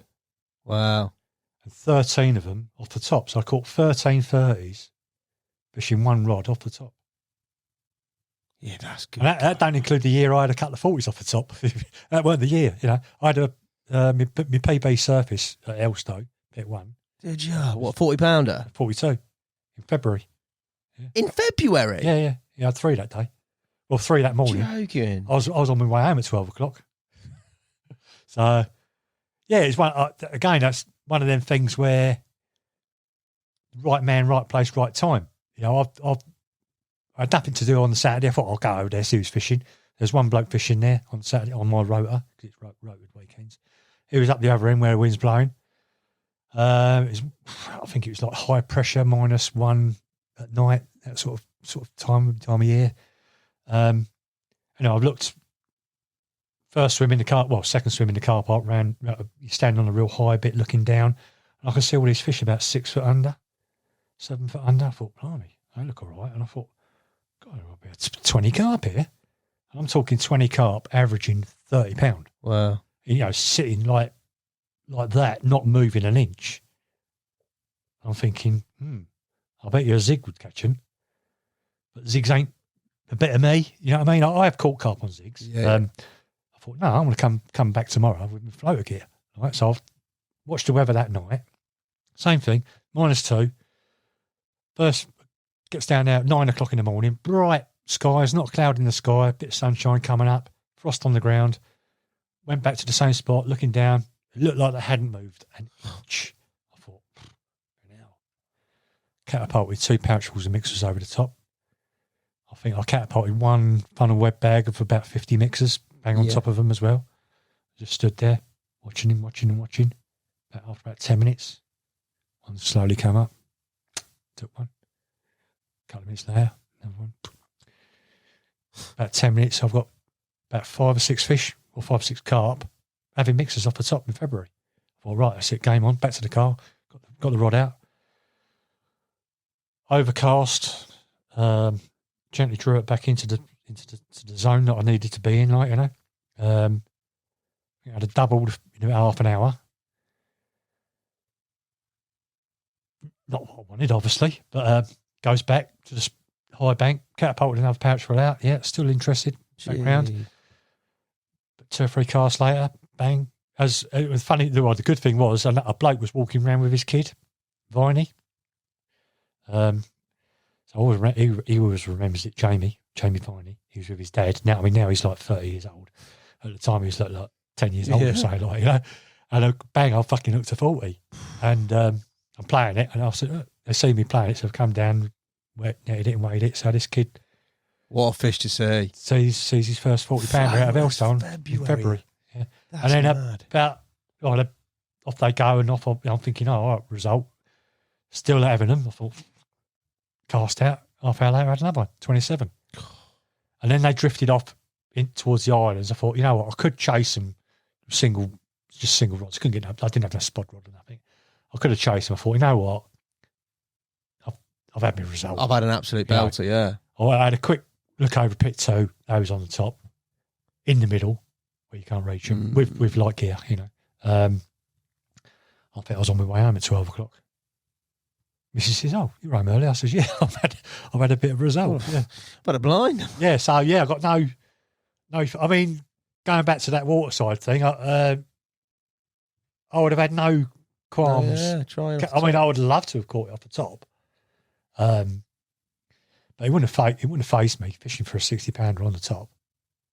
You know, even not, 10-pound line. In fact, I was using 12-pound line when I caught the. Like I say, we all get. When we're sort of like in big fish mode, we all think, oh, right, I need to use 15-pound line. Rubbish. You don't. We don't. No. We don't. And that's something I learned during the winter. Obviously when the water goes clear, £15 line stands out a lot more than £12 line. Fine. And you're talking like putting those lot of percentage points in your favour. Obviously dropping down in line size or line diameter is putting things in your favour, which is why sort of you hear the thing like, scaling down in the winter. I might scale down my line, but I won't scale down my rig. No. At the end of the day, the mouth stays the same. But the visibility and things like that become a bit, water's become clearer in winter. So, yeah, I mean... epic, mate. I mean, I can remember catching, the ones I caught out of range at Harefield, £8 line. Yeah. £30, mate. It is true. With tapered leaders. And yeah, mate, we do. When you look at it on the balance of things, we do go in heavy. Sometimes you need it. If you tied a bit of £8 line to a fence and tried to break it with a rod, bending it, you break the rod before you break the line. The only way you break that line is straight rodding it. You not do it. £4 test curve. That's all you can pull. £4. Yeah, and it's maxed out. Fair play. One place we've got to talk about. I know you may be sick of talking about it, but it is that record or nigh on record brace, mate, from Summerleaze, mate. That, as a chapter of angling, I mean, I've just looked at the photos and I'm very much like a visual photo sort of bloke. If I see it and they're those ones that stop you, those historic shots that we're going back in atmosphere. 23 years now. So yeah, mate. I can still remember it like it was yesterday. Talk me through that, mate. Talk me through the sort of accumulation, mate, because that was... It's one of them things where you learn from previous sessions or previous years. The first year I got lucky. Could say I got lucky. I caught a brace on a scorpion rig. Right? It was on a scorpion rig, yeah. But what you're allowed to do at Summerleaze is use a boat. Okay, you've got a cast out, but you can go over there and bait up with a boat. All right, and on that first ever session, I think it was the first. It's either my first or second. I got a sneaky feeling it was my first. I can't remember now. It was that long ago. I'd cast. I thought, well, I need to be over here. So look, not a big cast, 50 yards. So like 50 yards, bang, put a rod out there. I've gone over it in the boat, and I could see my rig sitting on the bottom, 5 foot of water, gin clear water, and I could see this scorpion rig sitting there. I thought, well, glass bottom bucket sort of thing. I'm looking over. Well, that's cock on, that is. And I've literally no wind, I've literally poured out 2 handfuls of chopped boilies and pellet, bang over the spot, and it's literally gone down. Gone like an umbrella size, and my rig's bang in the middle. Perfect. Flip me, can't beat that. I thought, I'm happy to sit here for 48 hours or whatever. Well, blow me down about an hour later, I had a common. I didn't know there's any commons in there. So I had one of these. There was only a little one. I didn't weigh it. Probably mid upper double. Yeah. And then the next day, had a 40. I thought, oh right, well that's obviously. I know that works. Same spot, same scenario. Spot, yeah, same spot. And when I'm happy, I've got to feel I might have this lake sussed. And then, anyway, that was it for that year. Went back a couple of other times and no joy. The following year, I went back and I couldn't catch a damn thing. Blanked the whole year. I lost one, and that was it. Done about... Why do you think that was? Was it just not getting on them? Was it... Really, I just think I got lucky on the first session. Okay. Yeah, I'd tell where looking back now, I know where I went wrong. I was catching tench and pike. Right, pike. Yeah, but I was using pop-ups on all 3 rods. Okay. Now, after I'd done it, I'd lost 1 carp, right, and it could have been the big one in there. I don't know. I did see it, but I couldn't verify it. But I thought, you know what? I'm doing something wrong here. I shouldn't. You can see the bottom. Most of the bottom's pretty clear. So there's really no need to use pop-ups. Really. saying that pop-ups will work on clear and overweed, but when I say need, in our heads we feel there's a need. We all, sometimes when we get transfixed on pop-ups, we think pop-ups are better, but no, they're not. They're not really. But in our heads, we get moments in times when we think, oh yeah, pop-ups, they're the one, But obviously, I'd done a year, and I'd not caught a carp, but I'd caught tench and pike, and I thought, right, well, I need to use a rig that avoids tench, that avoids pike, right? And I remember reading, going back in time, reading about Albert Romp using like 3 baits on a hare. Yeah. And the reason, going back to the reasons why, a lot of people were using 3 bait stringers. Of course, the carp coming along, finding 3 baits here, 3 baits here, 3 baits here. So he put 3 baits on a hare. Bang, he was catching. Yeah. Carp no different. No. Carp don't know until they're cooked. So and I thought, right, how about if I put a gap in between the baits? Now, there's a couple of ways of doing it. Having 2 boilies with a gap. There's 2 ways of doing it, right? I'll just explain the easy way. The easy way is using dissolving foam. Okay? Right. Now, on one particular session, I thought, right, I should just give it a go. Nothing to lose. I fished a swim what I used to call pole position. You could cast it to the far bank, sort of walk round, climb up a little way up this tree, and literally look down where you presented your rig, and literally drop baits over the top of it. Because it's only like 6 foot chin clear water. So obviously, you can there are times when it goes blue green algae, you can't see a damn thing. But at this particular time, chin clear. Right. So I've gone round there, blah blah blah. Anyway, next day I goes round there, and I'm watching 2 or 3 tench. There's loads of tench in there. I don't know, 500,000 tench in there. Ooh. I think you had 18 carp and about, Christ knows how many tench in there. So 50 acres of water, 18 acres. 18 carp. The majority is just nuisance fish. Anyway, I'm watching these tench, and they're bang on me, and I'm not picking one up. I thought, well, this is working. I'm convinced I was either picking one of those boilers up and just dropping it. Yeah. It's a bit like a weightlifter, picking up a dumbbell, or weights. You've got weights on one end, and there's a gap in the middle, and it's just not right. It's not sitting right in their mouth in the tench, because tench can be a bit finicky at times. So they'll either hook straight away, or you ain't gonna hook them. They're gonna spit it out, or they're not gonna pick it up. They're a bit sensitive. You pop ups, I don't know, bottom baits, you will catch them as well, but that big, long hair, separation. Double bait. The majority of tench weren't that big either. They were sort of like 5-6 pounders, that sort of size. They weren't like doubles. Well, it probably was a double in there, but so I thought, you know what, I need to be using this rig, and I'll come up with a name called it the Eliminator rig, because it eliminated the tench problem. Yeah. So I thought, right, now I know what I think I'm doing.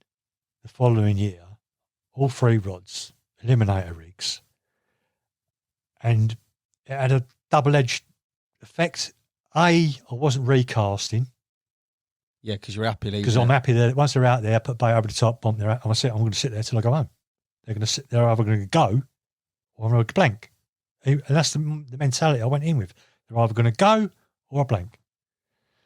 And I think, like I say, on the 3rd season, I think I've done, I don't know, let's just say 10 sessions. And I think I caught 3. I caught a 29 linear, 30, and a repeat capture of the first 40 I had, but a 42-12. And again, the blanking part of it, you could put down to, I forgot to mention, you can only fish about a third of the lake. Yeah. So, there was an out of bounds bank. Well, a fair bit of out of bounds. Half of it's probably out of bounds. So let's just say you could probably only fish a third or a quarter. So it was, if they're not in those areas, you just ain't going to catch them. If they're over there, you ain't going to catch them. Simple as that. So again, that I learned that, yeah, that rig works, that bait works. What don't work is fishing for them when they're not in the fishing zones, right? So what I did was I joined another water, I won't bother talking about it, but Kingsmead Island Lake, which has now become quite a big known water. It also had a couple of big fish in there back in those days, 23 years ago. And I'm talking 50s. Wow. Yeah. Kept well under the radar. Well under the radar. That's a boating lake too, isn't it? That's a boating lake. So what I did was I didn't know it was going to be my last year, but I thought, well, you know what? I'll leave my rowing boat, my fiberglass rowing boat at Kingsmead and use the syndicate boat at Summerleaze. So I was fishing two waters, basically. Yeah. But what I used to do, I'll tell a lie, I invested in a roof rack. So I was flitting about. So what I was trying to do was not waste my time fishing Summerleaze when it didn't feel right. Or when they was in the out of bounds. Yeah. There's no point. And also, I remember Peter Springate joined that year. And that sort of sparked me up a bit. I thought, you know what? I deserve to catch him more than Pete. No disrespect, Pete, but I know you've caught plenty of big fish in your time. I thought, if I don't put the effort in now, he'll have them.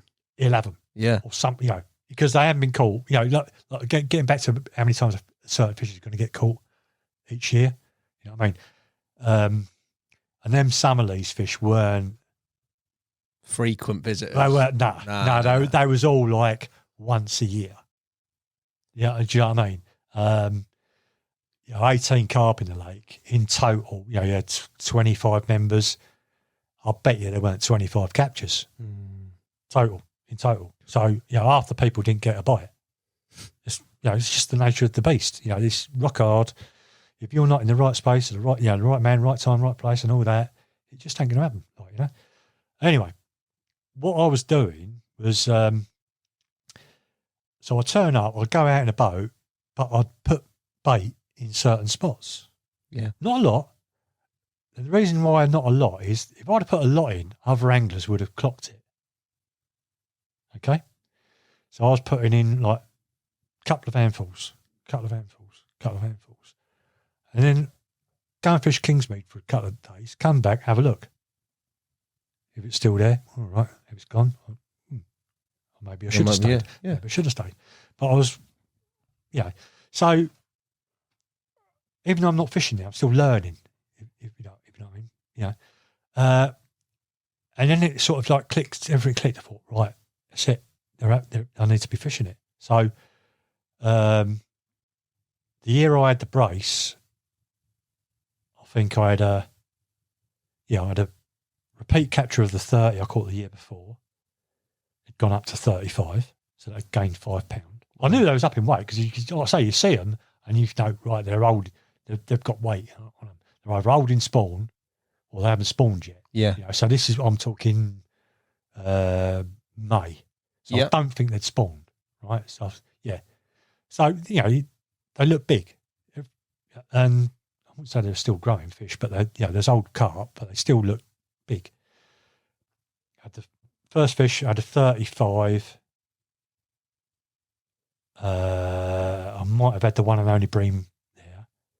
2 nights on the island. Right. Goes there the following week. Same thing. 2 nights on the island. I had a new 40. £40 and again, when I get back to say like learning from previous sessions, I was sort of like using the wraps. This is 20 odd year ago. Yeah. So you look, although it weren't really a real common thing at Elstow, people were measuring lines and putting markers on the lines. Yeah. Yeah. So again, getting back to the clipping up situation. So what I was doing was like putting a marker float out. Obviously, I've got the measure for the marker float. Yeah. Measure the lines, and I know how many.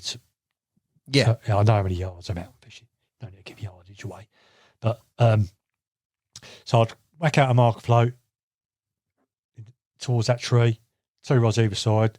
Go out, have a look. Right, yeah, bang on. Bait. Back in, or sometimes leave the marker rod out. What I sometimes did, I was putting permanent markers out. So, well, let's say permanent markers. I'd leave a marker just on a bit of lead, Yeah. So I'll put 2 rods out, get 2 rods fishing, go to the other 2 rods. So the other 2, I'll pull that marker up, put it down on another spot. Same thing with them. So I was basically fishing pretty tidy. So I know, So again, getting back to the sessions where you're doing, you feel you're doing things right. So all the confidence is there. The day I caught the brace, so I've turned up, it was like flat calm, not a breath of wind. Red hot, this is like 8:30 in the morning. Ooh. No one there, no one on the lake. I thought, let's go and find the fish. Goes around on the boat, round to the island, bang, they're there where I was expecting it to be. I thought, right, here we go. 2 rods at 10 o'clock, 2 rods at 2 o'clock. 17 reps or whatever, bang, bang, bang, bang, bang, fishing. Not even got my house up, right? I'm thinking, right, yep. I thought, you know what? I need to write an article because I was writing for Carp World at the time. Okay. So I sat down, made myself a brew, started writing this article, and I don't know how long I've been there. About, 3 hours, something like that. Bip, bip, bip. All right, what's happening here? Look to the rod. Well, you know what? I think there's one on. Not a screamer. It was like, What was it, just holding tight? What was just happening? holding tight. I thought, I reckon it's on here. Sod it. Bang. Fucking hell, I'm in. I thought, quick, life jacket on. Out in the boat. Playing it. The good thing about playing from boat is, with an electric engine, is you're in control, right? I mean, this fish was time there, but I could use the engine to sort of like reverse up and give me a little bit of leverage. If you've got no engine, you that's dragging you about. To me, that's not proper boat fishing, and it's not fair on the fish either, in my opinion, right? But with an Lecky engine, you're at least part way in control of what's happening. So I'm watching it, I'm playing it, see what it is. Well, I know what I'm playing. It's under the boat. Flipping hell, I know this is the big one. This is the lake record fish. It's not the biggest one in there, but it's the biggest one that's been caught. I'm playing it. Oh yeah, I know it's 40. Gets in the net. Flipping hell. You're big. So my hook him out in the boat, so I've quick hoiked it over the side, onto the mat. I thought, fucking hell, you're big. Zoomed it, engine back to the bank, gets in, puts it back in the water. Gets all the scales sorted out. Hung a rope from the tree and it was zeroed, weighed it. 45.5. Late record. It had been caught before, I think about 43.12, something like that. I thought, right, this is a result. Now I need a cameraman. I could have done it on my own. I thought, no, sod it, it's a PB. I want some cameramen around, Yeah. So I phoned up one of my mates who fishes the lake on the other side of River Thames. I says, oh, right, who's also a member. I says, oh, just got such and such fish, 45.5. Do you want to come and do the photos? Yeah, I'll bring Terry over as well. Okay, yeah. I'll give us a shout when you're at the, lucky you got mobile phones then. I'll meet you at the gate. Okay. I thought, so I'm sitting there thinking, I've got 3 rods out. I'm sitting there thinking, right, I'm buzzing. I know what I'll do. I'll ring old Simon Crowe up because at the time I was with Rod Hutchinson and I was one of the blokes that started that dream team up. Remember that thing. So I rang up Simon Crowe, who's at Carp Talk in the office. I says, right, Si, Clarke, what are you ringing about? I says, I got a PB in the sack, mate, 45.5. Oh, well done, mate, well done. Oh, Summerleaze. He says, yeah, Summerleaze, yeah. I said, I don't suppose you know if Chris Ball's in the area, do you? He says, give me 5 minutes. We put the phone down.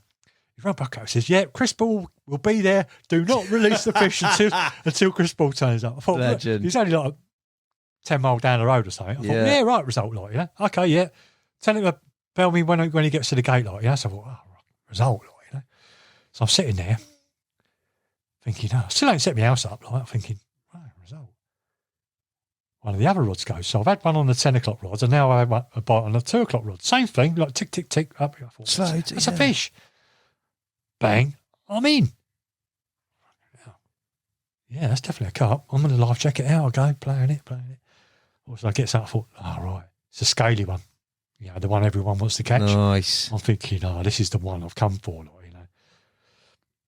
And I'm looking at it thinking, bloody hell, you look big. And I know it came out, I think Kenny Gates caught it a year or two, a couple of years before, I think, maybe. £40 something or other. So I knew it was over 40. It looked all day long over 40. Like, I think it might have been carrying a bit of spawn. So anyway, I'm playing it in the net. Flipping hell, result. Same thing. Hooked it up over the side of the boat, and I thought, flipping hell, he felt bigger than the last one. Zoomed back to my swim. Same thing. All zeroed up. Hung it from the tree and that. 46.2. Oh, my flipping hell, what a result. Luckily, I had 2 sacks with me. You know, so sacked that one up. I thought, flipping hell. Rung up Ross and says, you ain't going to believe it. I said, what? I've got the scaly one. 46. He goes, no. I said, yeah. I said, got 2 in a sack.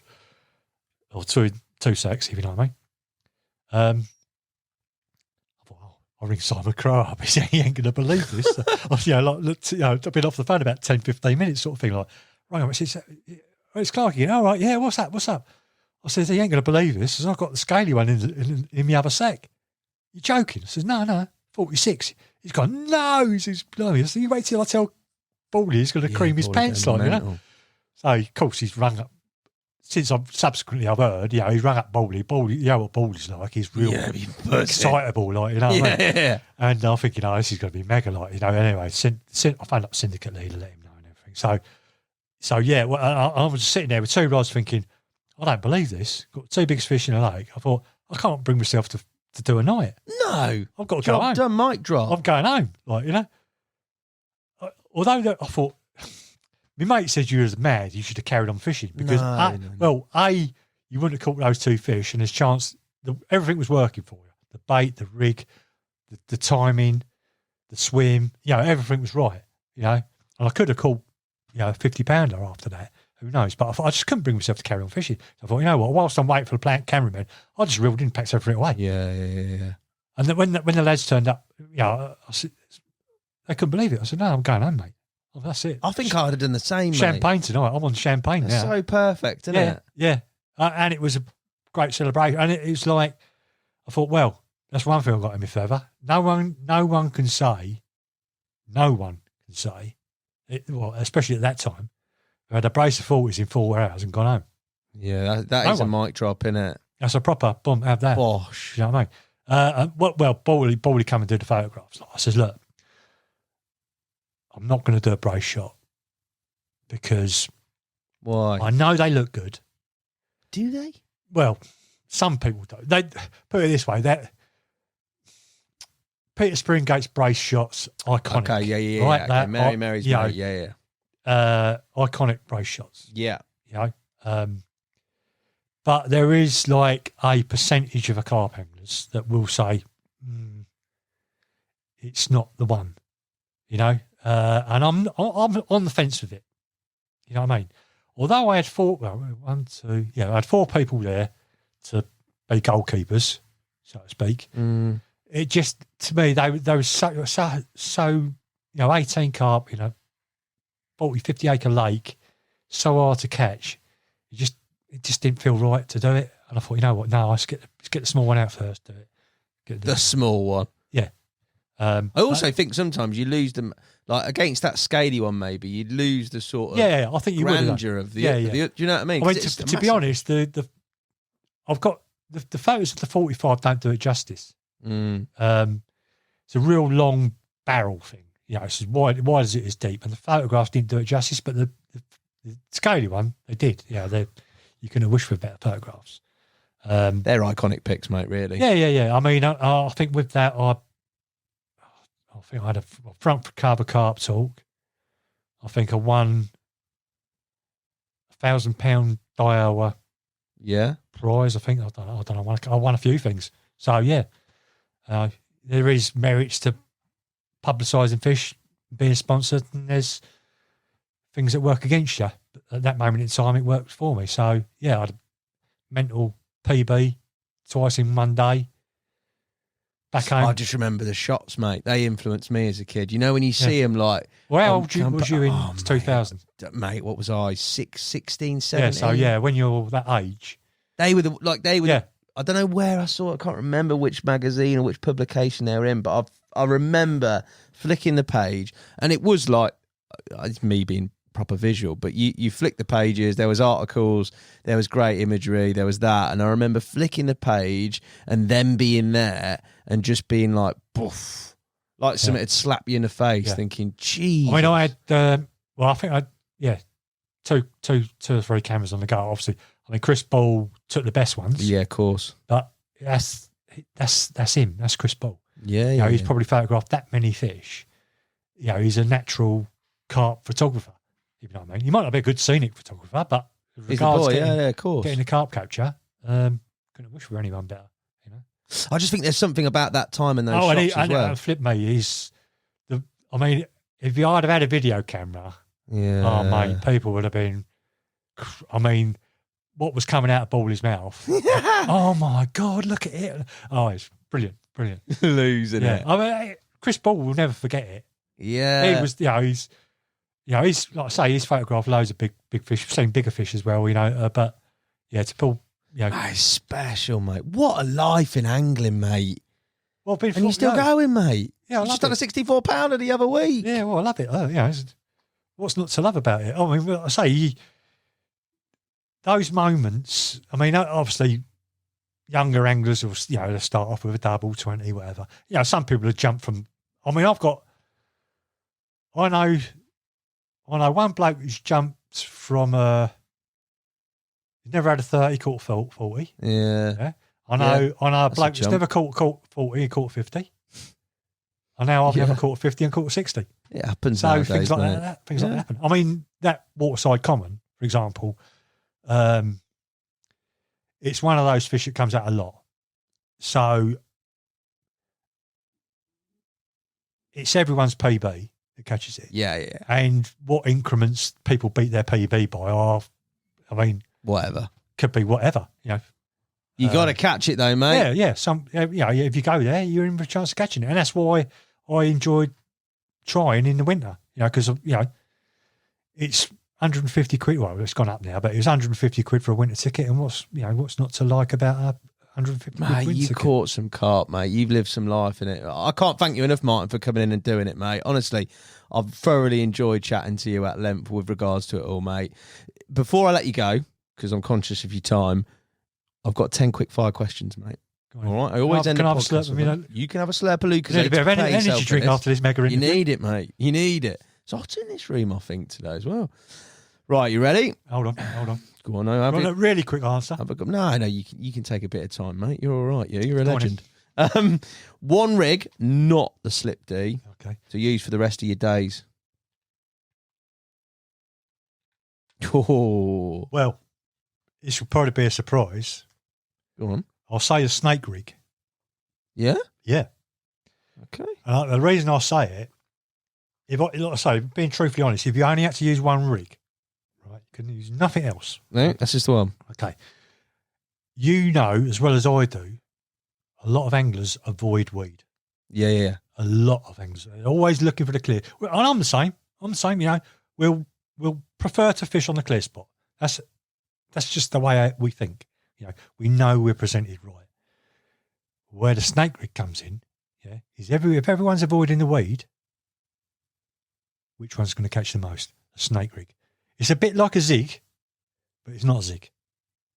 But it's in the weed. But it's a presented bait, whether it's a bit of fake corn, whether it's a pop-up, could even be a bit of foam.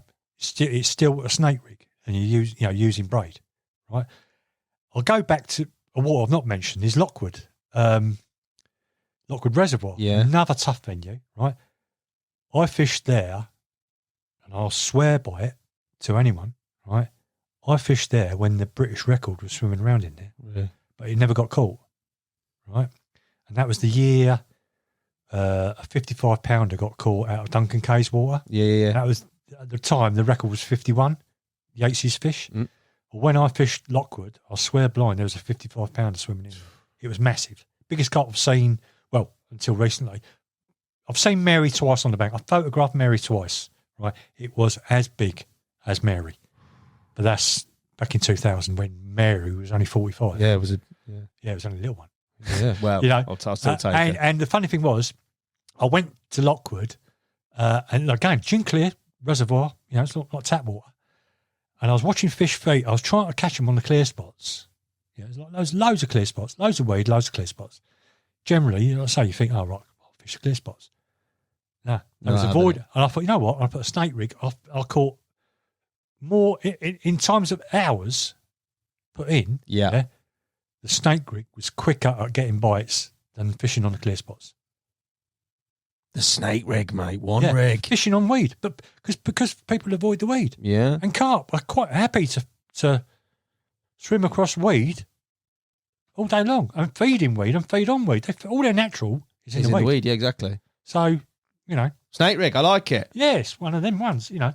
3 celebrities you'd take fishing. Past or present, you can have anyone. Anyone, mate. It's open season on the celebrity right, front. Dave Bowie. Dave Bowie, yeah. He could sing while we're catching fish. All No, right. he's my, how can I say it? British singer, Yeah, okay. songwriter. Yeah. Dave Bowie obviously passed. Another 2.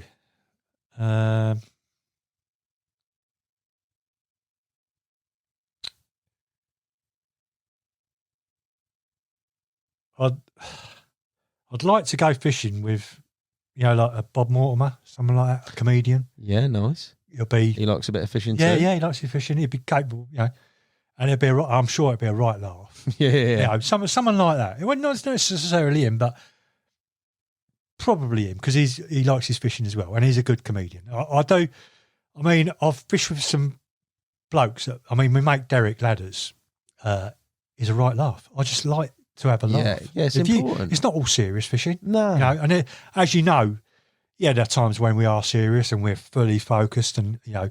But if you've got a mate who can tell good stories, and you can have a good old chuckle with whilst you're waiting for that to me is brilliant. That's what it's about. That's proper fishing. You know, it's like, I don't know, you're killing 2 birds with one stone. You're having a laugh, and you're doing what you enjoy, catching fish. So it's killing 2 birds. So yeah, Mortimer, it'd be proper good crack, I'm sure. So it'd be number 2. Who's your third? Third.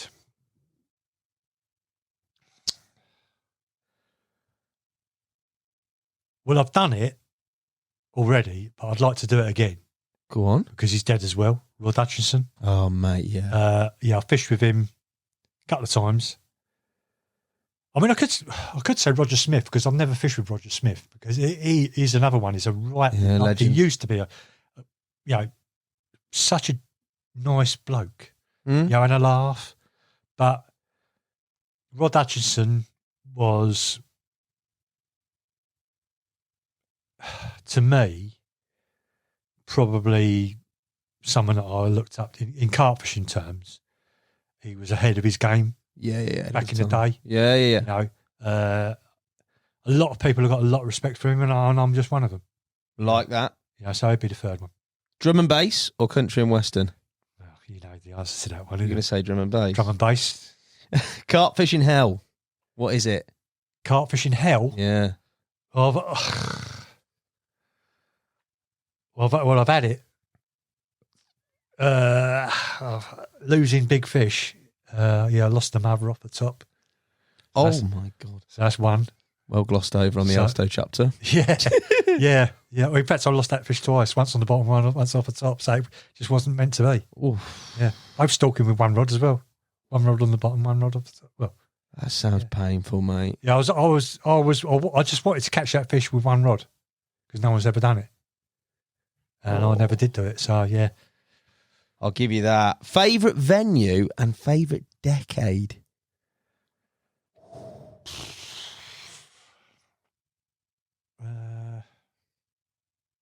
You fished a few of each, mate. Venues and decades. I'm just thinking ones I'll have to be one that I can mention and not mention as such.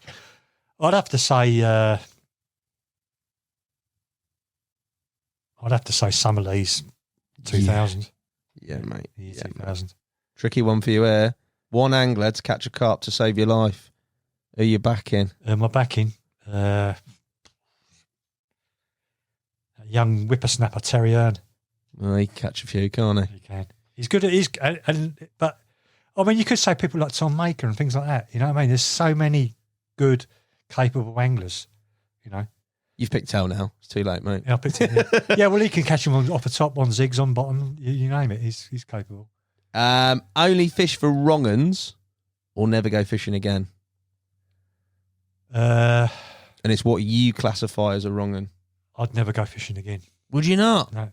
Sack it off. Decades of history. Well, can I go fishing abroad? No. Oh, right. It's here. No, I'll jack it. Would you? Yeah. Fair dues, mate. Final question. But having said that, Oh. that catching that 60 the other week might have swayed me one way. Do you know what I mean? If they're big, I don't care. Yeah, no, I'm not. No, I'm to joking. be honest, this thing with wrong ones, I mean, most in the know, you know, and I'm not dissing anyone for doing it.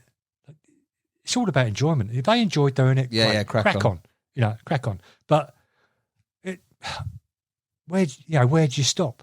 You know, it's got to be. You've got to draw your own line on it, haven't you? Yeah, everyone's got their own little shelves they put themselves on, and I'm happy doing what I'm doing. I mean, as you know, we haven't talked about it, but I breed Elstow carp. Yeah. You know, I've got 3 fish tanks and 2 ponds. I'll be quite happy carrying on with that.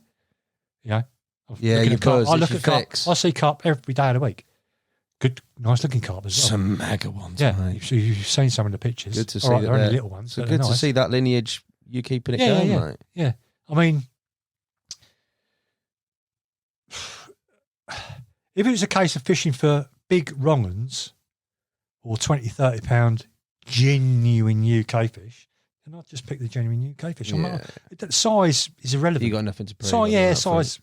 And generally, you know, when people talk about wrongs, they are on the waters that have got big uns in. You know, like big rig. Yeah. That fish. Yeah. We all know where that come from. Come out 70 pound. Never floated mine. Never in a million years would I think, I want to go and catch it.